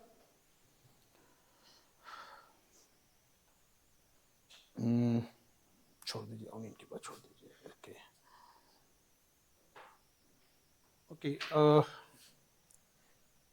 एक कॉन्सेप्ट होता है, न्यूज़ छोड़ दीजिए, कॉन्सेप्ट क्या है? सिस्टमेटिकली इंपॉर्टेंट बैंक्स, सुना है कभी? DSIB, domestically systematically important bank, DSIB, नहीं सुना कभी? ओके, सुन लीजिए। कौन कौन से बैंक हैं? DSIB, domestic systematically important banks, DSIB. अगर मैं कहूँ सिर्फ एसआईबी बोलूँ तो अच्छा रहेगा पहले आपसे। एसआईबी ये ग्लोबल कॉन्सेप्ट है। एसआईबी बेसल कमेटी या जो बेसल नॉर्म्स आते हैं वो कहते हैं अपने सेंट्रल बैंक्स को, जो भी सेंट्रल बैंक है देश, लाइक आरबीआई हमारे यहाँ, आरबीआई आइडेंटिफाई करेगा इंडिया में ऐसे कौन से बैंक हैं जो इतने इंपॉर्टेंट हैं, टू बिग टू फेल। और वो फेल होगा तो इंडियन इकोनॉमी कोलैप्स कर जाएगी आपकी। Too big to fail, fail नहीं होना चाहिए उनको, यहाँ पर टू बिग टू फेल बोलते हैं उसको हम लोग। तो ये बैंक कहलाएंगे आपके सिस्टमेटिकली इंपॉर्टेंट बैंक, और चूंकि इंडिया में है तो डोमेस्टिकली सिस्टमेटिकली इंपॉर्टेंट बैंक। तो इसके बारे में कहा था टू बिग टू फेल।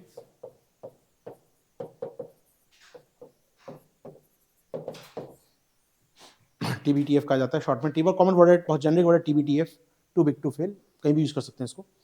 तो इसके लिए यूज करते हैं बैंकों के लिए, ऐसे बैंक जो इतने बड़े हैं कि वो कोलैप्स कर गए, वो अगर फॉल्ट हो गए तो पूरी इकोनॉमी कोलैप्स कर जाएगी। Like SBI, like ICICI, like HDFC. तो इंडिया में 3 बैंक हमारे यहाँ हैं जो टू बिग टू फेल हैं या डीएसआईबी है। तो आरबीआई हर साल आइडेंटिफाई करता है अगस्त महीने में, ये अगस्त में रिवाइज करता है लिस्ट को, उनके डेटा देखकर, उनका डिपॉजिट देखकर, उनकी ब्रांचेस देखकर, उनका साइज देखकर हर साल अगस्त में रिवाइज करता है लिस्ट वो। 2 साल पहले तक 2 बैंक थे, लास्ट ईयर तीसरा बैंक शामिल हुआ, 3 बैंक है राइट नाउ।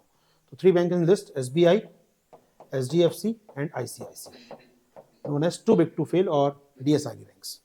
यहाँ क्राइटेरिया क्या होता है इनका? इसलिए कहाँ मिलेगा मुझे? Class economy, eco banking bank में complete DSIB bank, DSIB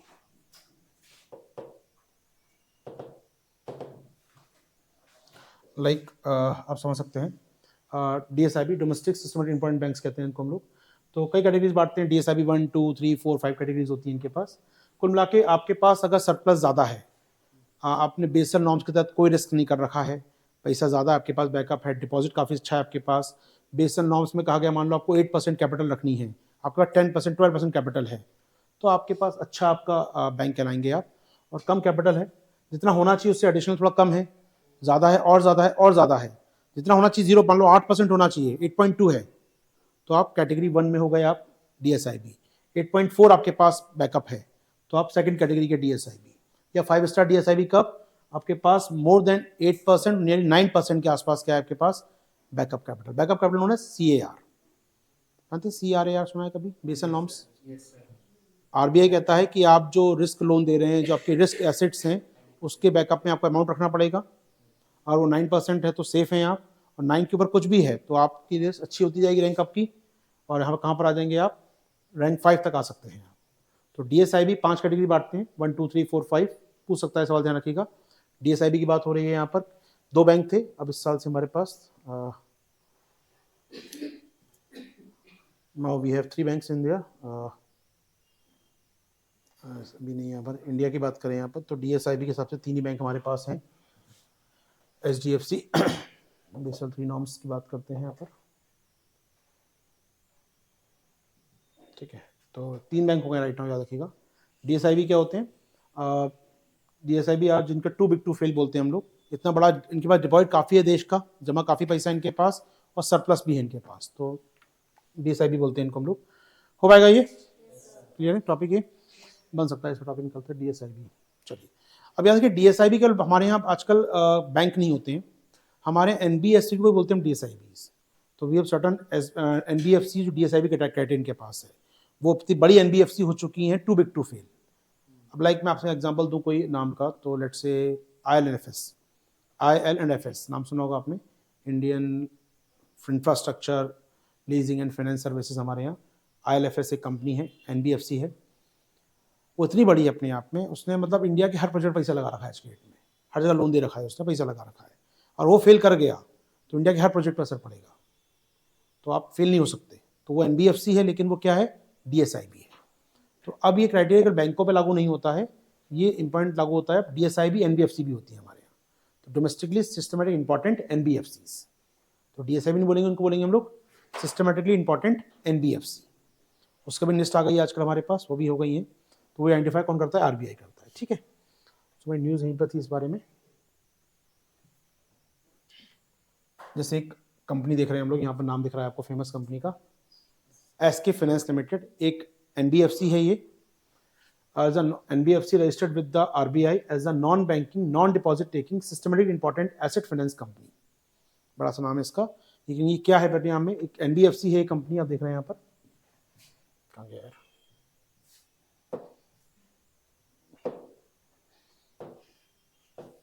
okay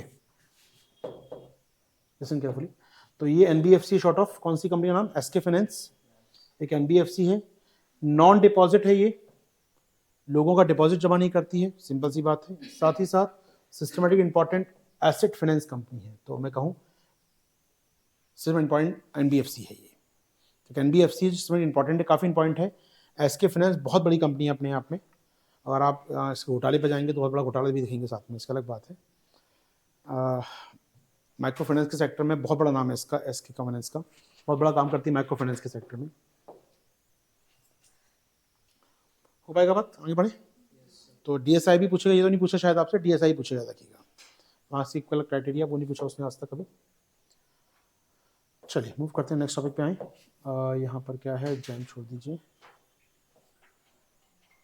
NMDC कुछ काम नहीं है, वन लाइन सुन लीजिए, काफ़ी चर्चा हो रही है इस पर। NMDC हेड बनाएंगे ना, NMDC national mineral development corporation, NMDC national mineral development corporation, NMDC national mineral development corporation, NMDC। Okay listen carefully, क्या है ये, NMDC एक इंडियन PSU है, establish in 1958, headquarter Hyderabad. NMDC सरकारी कंपनी है, हेडक्वार्टर हैदराबाद में, इस्टेब्लिश हुआ था 1958 में। तीन चार फैक्ट याद रखिए, पहली बात तो नाम से स्पष्ट है, मिनरल्स, तो माइनिंग करते हैं ये लोग, इनके पास माइंस हैं देश में बहुत सारी, इनके पास खुद के पास, लाइक देश का एकमात्र डायमंड माइंस कहाँ पर है, पन्ना माइंस इनके पास है। आयरन ओर निकालते हैं कई जगह, कॉपर निकालते हैं कई जगह ये लोग, तो मल्टीपल माइनिंग इनके पास होती है। लाइक CIL जैसे बोलते हैं ना, CIL कोयला के लिए हम लोग, ऐसी NMDC for metals and minerals, बहुत बड़ी कंपनी NMDC अपने आप में, बहुत बड़े स्केल पे काम करती है NMDC। अभी ग्लोबल होती जा रही है समय के साथ। अब इसने क्या किया इस साल, वेस्टर्न ऑस्ट्रेलिया में गोल्ड माइनिंग हायर की है इसने, तो अगर गोल्ड खदानी जीतनी वहाँ पर। वेस्टर्न ऑस्ट्रेलिया गोल्ड माइंस कौन सी हैं? कोई शहर का नाम फेमस? कलगुडली, किम्बरले तो डायमंड का है, वो भी है आपका साउथ अफ्रीका में। Kimberley known as for diamond और इन साउथ अफ्रीका। कलगुडली नाम सुना है? अलगुडली, कलगुडली नहीं सुना। पर्थ, पर्थ कहाँ पर है? Western Australia. पर्थ से आप जाएंगे सिडनी की ओर, ट्रांस ऑस्ट्रेलिया पार करेंगे। 6 क्लास के एनसीईआरटी में कहता हूँ, उससे देखना चाहिए कभी कभी। ये है पर्थ, ये है सिडनी ईस्टर्न कोस्ट पर, वेस्टर्न कोस्ट पर। ये है trans Australian railway, trans continental Australian railway, यहाँ बना है कलगुडली इस बार वेस्टर्न ऑस्ट्रेलिया में। तो कलगुडली, अलगुडली 2 लोकेशन है डायमंड के लिए जानी जाती हैं, ऑस्ट्रेलिया माइंस के लिए। वहाँ पर हमारी कंपनी एनएमडीसी माइन करेगा। क्लियर हो पाएगा टॉपिक? तो ये थोड़ा याद रखिएगा। एक बार ऑस्ट्रेलिया का मैप देख लें, हमारे पास हार्ड डिस्क है इसमें का मैप, हार्ड डिस्क में शायद, चलो इंटरनेट पे देख लेते हैं।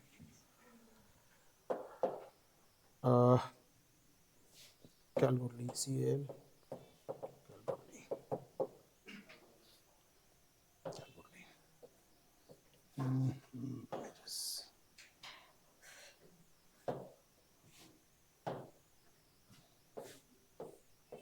अरे यार ये इसका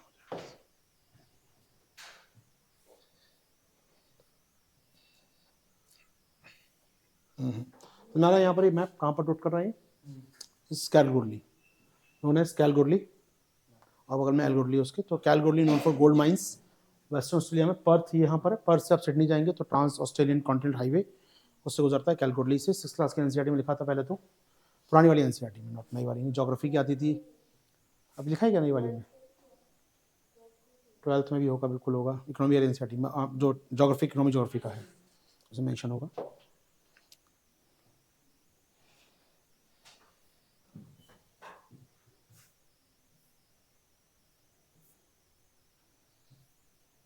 चलिए छोड़िए, वोटेवर आगे बढ़ते हैं हम लोग। देख लीजिए मैप में कलगुडली का लोकेशन। तो ये company establish in 1958, headquarter Hyderabad, global mining कर रही है, गोल्ड माइनिंग कर रही है जाकर somewhere Australia, Western Australia, known as Kalgoorlie location. Clear है? राइट नाउ इंडिया में जो डायमंड माइन है पन्ना, वो इसके पास है। कोलार गोल्ड अब तो खत्म हो KGF, तो मतलब गोल्ड नहीं इंडिया में, तो कह सकते हैं बहुत ज़्यादा गोल्ड नहीं मिलता है, तो पहले इन्हीं के पास था।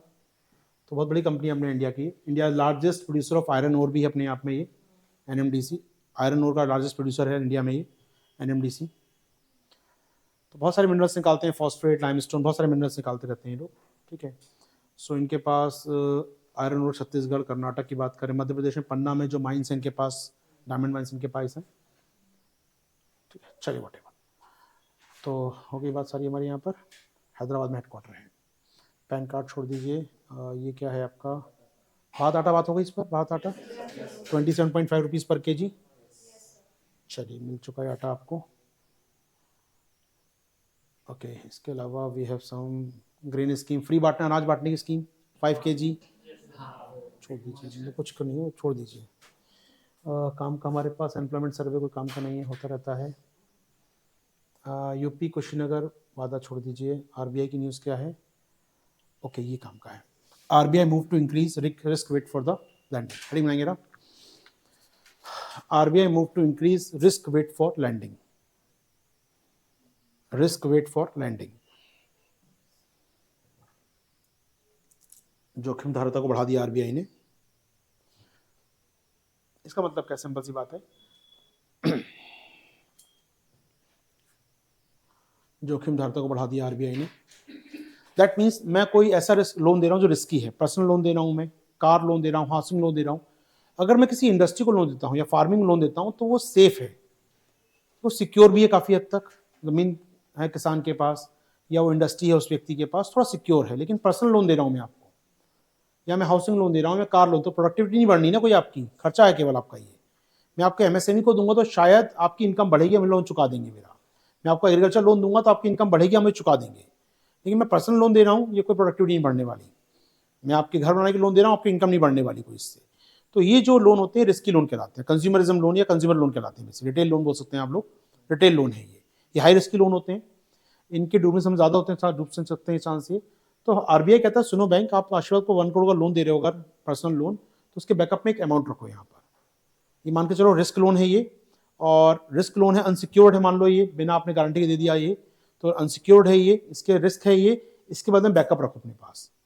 कितना परसेंट बैकअप रखो? जो आप बैकअप रखोगे उससे हम कहेंगे रिस्क वेटेड बैकअप है अपने पास, और रिस्क वेटेड एसेट्स रखी हैं आपने, उस रिस्क के वेट में एसेट रख लिया आपने अपने पास, ठीक है। अभी कितना कर दिया है इसको देख लेते हैं, 125% कर दिया मेरे ख्याल से इसको शायद उन्होंने। Okay, consumer loan credit card exposure and the NBFC by 25% hike कर दिया है, 125% बैकअप रखना पड़ेगा। यानी आप जो लोन दे रहे हैं रिस्की लोन, उसमें आप जो 100% जितना भी अमाउंट रख रहे थे अब तक, उसका 125% रखना पड़ेगा। मान लो आप 10 करोड़ का लोन दे रहे हैं, 5 करोड़ बैकअप में रखते थे, तो आप 6 करोड़ रखेंगे, 25% ज़्यादा रखेंगे। Got it? वाला जो समझ लीजिए इसको। तो यहाँ पर कौन कौन से लोन होंगे? वो consumer loan, credit card loan, या इवन एनबीएफसी के लोन। ये जो एनबीएफसी दे रही थी इसको भी शामिल किया गया है यहाँ पर। तो यहाँ पर्सनल लोन आपके कंज्यूमर लोन में पर्सनल लोन आते हैं, कंज्यूमर पर्सनल लोन आते हैं, वो आप मानेंगे रिस्की लोन है आपके। Personal loan, not housing, not car loan, इसको शामिल नहीं कर रहे हैं, पर्सनल लोन को हम शामिल कर रहे हैं यहाँ पर। एजुकेशन लोन ले रहा है कोई, व्हीकल लोन ले रहा है, क्योंकि गारंटी है वो। आपको हाउस लोन ले रहा है तो हाउस की गारंटी है ना बैकअप में, उसके एसेट है आपके पास, तो सिक्योर्ड है शॉर्ट ऑफ वो, उससे मत मानो। लेकिन पर्सनल लोन ले रहा है बिना गारंटी के कोई, मैं गोल्ड रख के लोन ले रहा हूं तो भी ठीक है यार, सिक्योर अमाउंट रख दिया।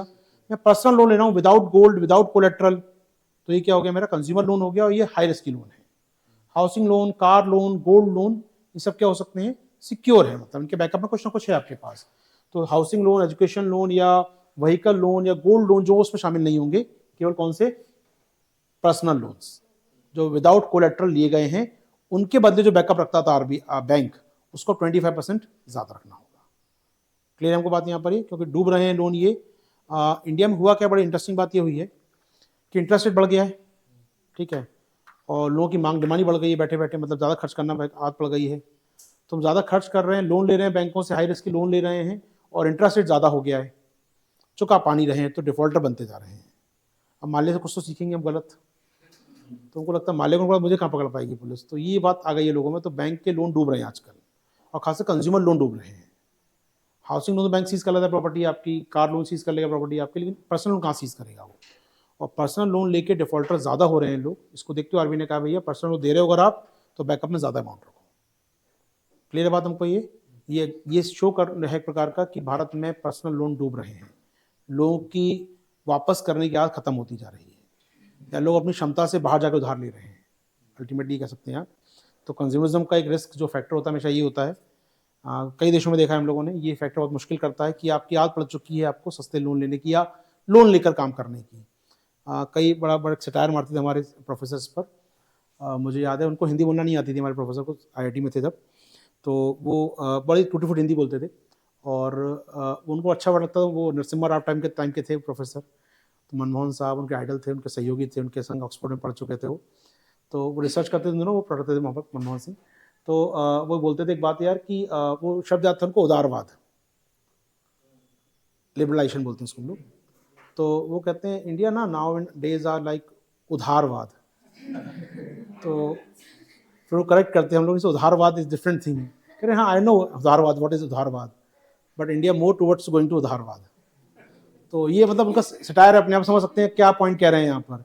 ये लिबरलिज्म की देन है अपने आप में, ये आप जो बोरोइंग कर रहे हैं, पर्सनल लोन ले रहे हैं इस समय। तो शॉर्ट ऑफ वही बात हम कर रहे हैं यहाँ पर। तो ये समस्या बढ़नी हर देश में होता है, जहाँ भी लिबरलिज्म होगा, जहाँ भी बैंकिंग इजी लोन मिल जाएंगे लगेंगे आपको, फोन करके लोन बांट रहे हैं वो लोग बिना गारंटी के, बिना कोलेट्रल के। तो क्रेडिट कार्ड बांट रहे हैं, ले जाओ क्रेडिट कार्ड, 4-5 ले लिए, हो गया काम यहाँ पर।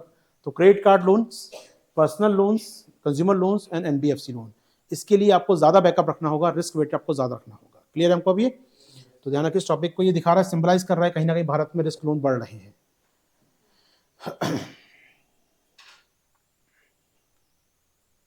चलिए, तो ये टॉपिक रहेगा, उसको नोट्स पढ़ लीजिएगा, काम का टॉपिक रहेगा, बड़ा टॉपिक है, ठीक है। इसके देख लीजिएगा, इसमें कुछ और टॉपिक यहाँ पर। ओके, एक्सपोर्ट कम हो गया, जीडीपी लॉजिस्टिक छोड़ दीजिए। ये क्या है? जीएसटी ऑलमोस्ट हम कर चुके हैं हम लोग यहाँ पर अपना काम।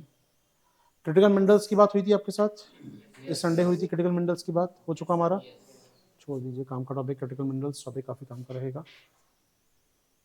ओके, वन लाइन याद रखिए स्कीम का नाम थोड़ा सा, ST प्रिज्म, SNT प्रिज्म लिख लीजिए वन लाइन कहीं भी, SNT prism, science tech prism, science tech prism, SNT prism, बड़ा सा नाम है इसका SNT प्रिज्म का।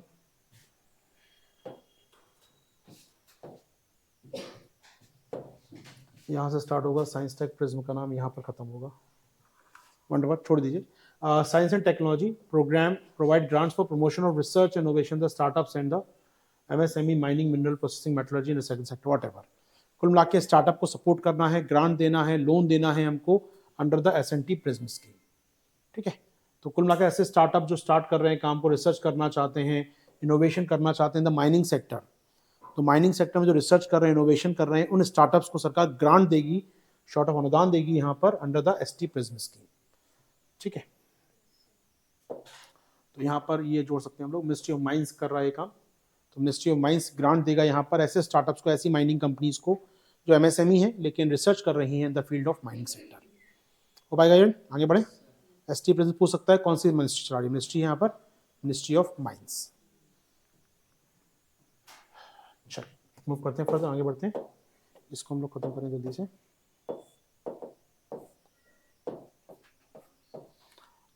जूट प्रोग्राम आ गया, हाँ कहाँ गया national jute programme, okay one line, national jute development programme NJDP, national jute development programme, राष्ट्रीय जूट विकास कार्यक्रम, राष्ट्रीय जूट विकास कार्यक्रम NJDP 5 साल के लिए चल रहा है प्रोग्राम अपना, ये 21 से 26 के लिए 5 साल जूट पे कार्यक्रम चल रहा है, नियरली 500 करोड़ रुपीज़ खर्च होंगे, 5 साल का कार्यक्रम 500 करोड़ रुपये खर्च करेगी गवर्नमेंट ऑफ इंडिया। NJDP में कुछ कवर हो रहा है यहाँ पर, क्या कर रहे हैं जूट के लिए, तो नियरली 500 करोड़ रुपीज़ खर्च होंगे, 5 साल का प्रोग्राम है 21 से 26 के लिए। जूट डेवलपमेंट का नाम से स्पष्ट है क्या क्या स्टेप लेने वाले वो सुन लीजिए यहाँ पर, क्या क्या करने वाले हैं इसमें हम लोग। एक कंप्रेहेंसिव एक अम्ब्रेला प्रोग्राम है शॉर्ट ऑफ, तो क्या क्या इसमें होने वाला है right now. First is jute I care, jute I care programme होगा इसके अंदर, jute I care stands improve cultivation and advance retting technique, improve cultivation and advance retting exercise. कुल मिला के जूट बनाने की बेहतर तकनीकें होंगी हमारे पास, जूट पैदा करने की, जूट प्रोड्यूस करने के लिए एडवांस टेक्नोलॉजी होगी हमारे पास, अच्छे जूट हम तैयार कर पाएँ, क्वालिटी सीड हम तैयार कर पाएँ, क्वालिटी जूट हम तैयार कर पाएँ, उसके लिए I care, jute I care programme, improve cultivation and advance retting exercise पहला काम, जिससे अल्टीमेटली फाइबर क्वालिटी एनहेंस हो जाएगी, आपके रेशे की गुणवत्ता। क्या होता है, गोल्डन फाइबर कहते हैं जूट को ना, golden fibre, silver fibre, cotton, क्या वूलन, सिल्वर फाइबर क्या होता है कुछ, कॉटन को क्या कहते हैं फिर, silver fibre, I don't know, मैं ऐसे पूछ रहा हूँ मैं तो, गोल्डन फाइबर कहते हैं इसको ना, मैंने सुना है सिल्वर फाइबर कहते हैं कॉटन को शायद, चलो कोई बात नहीं। Another is second one is JRCPC, jute I care के बाद सेकंड जो अम्ब्रेला प्रोग्राम है सेकंड पार्ट है इसका JRCPC, JRC jute resource and cum production centre, jute resource production and production centre, हमारा रिसोर्स कम प्रोडक्शन सेंटर।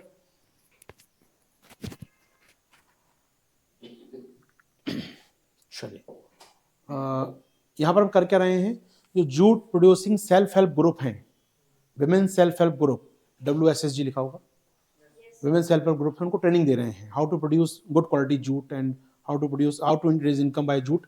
तो हम लोग यहाँ पर ट्रेनिंग दे रहे हैं वहाँ पर विमेन सेल्फ हेल्प ग्रुप को, कलाकारों को कि कैसे जूट का प्रयोग कर सकते हैं, प्रोडक्ट तैयार कर सकते हैं। Another one under the part of this one, jute raw material bank, jute raw material bank तैयार कर रहे हैं, जिससे हमको किसी को जूट चाहिए मान लो कंपनी को या किसी MSME को, तो यहाँ पर आके वो ले सकता है। अभी क्या हो रहा है, मान लीजिए बहुत मिडिलमैन बहुत सारे आ जाते हैं, फार्मर से मिल में आया और मिल से आगे बढ़ने में बहुत सारा मिडिलमैन आ गया उसके अंदर, तो प्राइस बहुत बढ़ जाता है MSME के लिए। मैं जूट बैग बनाने वाली कंपनी हूँ, जूट का फाइबर बनेगा, पहले फाइबर मेरे पास आएगा, बीच में बहुत सारे मिडिलमैन आ गए, तो महंगा जूट मिलेगा मुझे और जूट बैग महंगा बनेगा। तो सरकार कहती है ठीक है जूट बैंक बना दिया मैंने, तुम यहाँ से ले जाओ, जो मार्केट प्राइस नहीं है, जो MSP है, जो रियल में मिल प्राइस है, to supply jute raw material to jute artisan और MSME production of the jute at mill gate price. तो जो भी जूट डेवलपमेंट बनाने वाले हैं उनको मिल गेट पर मिल जाए चीज़ें, जो मिल प्राइस है उस पर मिल जाए, सस्ता मिल जाए कुल मिलाकर, बीच में मिडिलमैन कहीं ना हो, सीधे मंडी का भाव जो है वो मिल जाए आपको, ना कि आपको बीच में मिडिलमैन बहुत सारे मिल जाए यहाँ पर। वो प्रयास कर रहे हैं हम लोग, एयरटेल आउटलुक खोल रहे हैं, R&D कर रहे हैं, कुछ खास नहीं। ओके, PLI स्कीम लेकर आए हम लोग यहाँ पर। PLI स्कीम याद है आपको, टेक्सटाइल के लिए, फॉर टेक्निकल टेक्सटाइल। और टेक्निकल टेक्सटाइल में जूट भी शामिल होता है कई जगह पर। सड़क बना रहे हैं जूट से हम लोग, फाइबर बना रहे हैं जूट से हम लोग, सब किसका पार्ट है? ये पार्ट ऑफ टेक्निकल टेक्सटाइल है। तो PLI स्कीम आ गई जूट के लिए आपके पास। कैपिटल सब्सिडीज दे रहे हैं, वो छोड़ दीजिए, कुछ काम नहीं है। That's it. ओके, एक काम और किया सरकार ने, लिखा नहीं शायद मैंने यहाँ पर। एक काम और है यहाँ पर, जूट इंपोर्ट ड्यूटी लगा दी है भारत सरकार ने। जूट इंडिया में आता है कहीं बाहर से? कहाँ से आता होगा? कैस? Bangladesh and Nepal. Duty free आ रहा था, टैक्स लगा दिया हमने। सस्ता आता है इनके यहाँ से बहुत ज़्यादा, हमारे जूट कोई नहीं लेता है। तो बांग्लादेश और नेपाल से जूट आ रहा था, इंडिया में टैक्स लगा दिया, इंपोर्ट लगा दिया, इंपोर्ट ड्यूटी लगा दी गई है नेपाल एंड बांग्लादेश के जूट पर। इंडिया में लार्जेस्ट स्टेट कौन सा है जूट का? उसके बाद असम, उड़ीसा, बिहार, टॉप 2 में आते हैं। चलिए आगे बढ़ते हैं हम लोग। यहाँ पर GST हो गया, छोड़ दीजिए, कुछ खास नहीं है। Import sugar, that's it. Laptop and PC, चलो ये हमारा वीडियो खत्म होता है यहाँ पर, ये वाला वीडियो खत्म हो गया। तो ऑलमोस्ट अपने 150 टॉपिक वाला वीडियो था, हमने कर लिया पूरा, मतलब स्कैन कर लिया काफ़ी टॉपिक्स में से। नया करें? मुझे लगा था क्लास सुबह शाम लेनी होती है, एनर्जी सेव करता थोड़ी क्लास में, हर क्लास में, तो बच के रहे शाम तक एनर्जी। रोकते थे क्लास को हम लोग, ठीक है। ये पूरा होना था, टारगेट मेरा ये लेके आया था मैं, ये पूरा पूजा करना था, पूरा हो गया, अच्छी बात। जल्दी हो गया तो अच्छी बात है, टाइम लगता तो कोई बात नहीं, और करते हैं हम लोग। खत्म हो गया तो अच्छी बात है। सो मैं अब शेयर कर दूंगा आपके संग इतना पार्ट। इकोनॉमी का एक फेज़ हमने कंप्लीट कर लिया। एक फेज़ में इसलिए बोल रहा हूँ क्योंकि दूसरा भी सेगमेंट करना है, तो एक फेज़ हमने कंप्लीट कर लिया इकोनॉमी का। कुछ होंगे न्यूज़ हम लोग सेकंड फेज़ में, लास्ट में देख लेंगे, क्योंकि वहाँ पर एक रिवाइज करेंगे पूरा, कुछ भी नया होगा तो अब मैं आपको संग नोट शेयर कर दूंगा इसके, एक शायद डे आफ्टर टुमारो, परसों मिल जाएंगे नोट्स। कल थोड़ा टाइम मिलेगा मुझे, 2-3 घंटे फ्री रहूँगा मैं कल दिन में, तो मैं कल क्लास भी नहीं, मैं कहीं जा रहा हूँ, तो वहाँ बैठ के फ्री रहूँगा मैं उस समय, तो फाइनलाइज कर दूंगा नोट्स को मैं आपके। कल आपको ये डे आफ्टर टुमारो मिल जाएंगे आपको, ठीक है। ओके, कल अपना ऑफ रहेगा ऑनलाइन, टेस्ट ऑफलाइन ऑफ रहेगा कल अपना, बता चुका हूँ मैं। और परसों बार क्लास का शेड्यूल देख कर आइएगा एक बार ना, ऐसे 9 बजे आके 9 बैठ जाएँ, देख के आइए कि टाइम क्या रहा है क्लास का, ठीक है। क्लास होगी ज़रूर, मे बी 10:30 और मे बी 11, आने में टाइम लग सकता है बीच में एक बार। आज सुबह सुबह बजरंगबली के भक्तों ने थोड़ा टाइम लगा दिया। आज मैं देख रहा हूँ तो आज क्या बोर्ड एग्जाम और मंगलवार का दिन, बड़े हनुमान जी का मंदिर है पीछे, वहाँ मतलब जाम बकायदा, कौन स्टूडेंट खड़े थे केवल। ये बोर्ड एग्जाम देना है 9:30 बजे जाके यार, वो दो तुम लोग बैठकर सब हनुमान जी की पूजा कर रहे हैं कि यार हद हो गई यार, ऐसा कौन सा पेपर है। हमारे इंजीनियरिंग होता था, एक दिन जाते हनुमान जी के मंदिर में, ED का पेपर होता था हमारे यहाँ पर, इंजीनियरिंग ड्राइंग का, तो वो पेपर होता था, जाते थे हनुमान जी के मंदिर, भैया बचा लो आज ED के पेपर में कैसे भी। चलो वॉट एवर, मिलते हैं फिर आपके साथ परसों। Thank you all.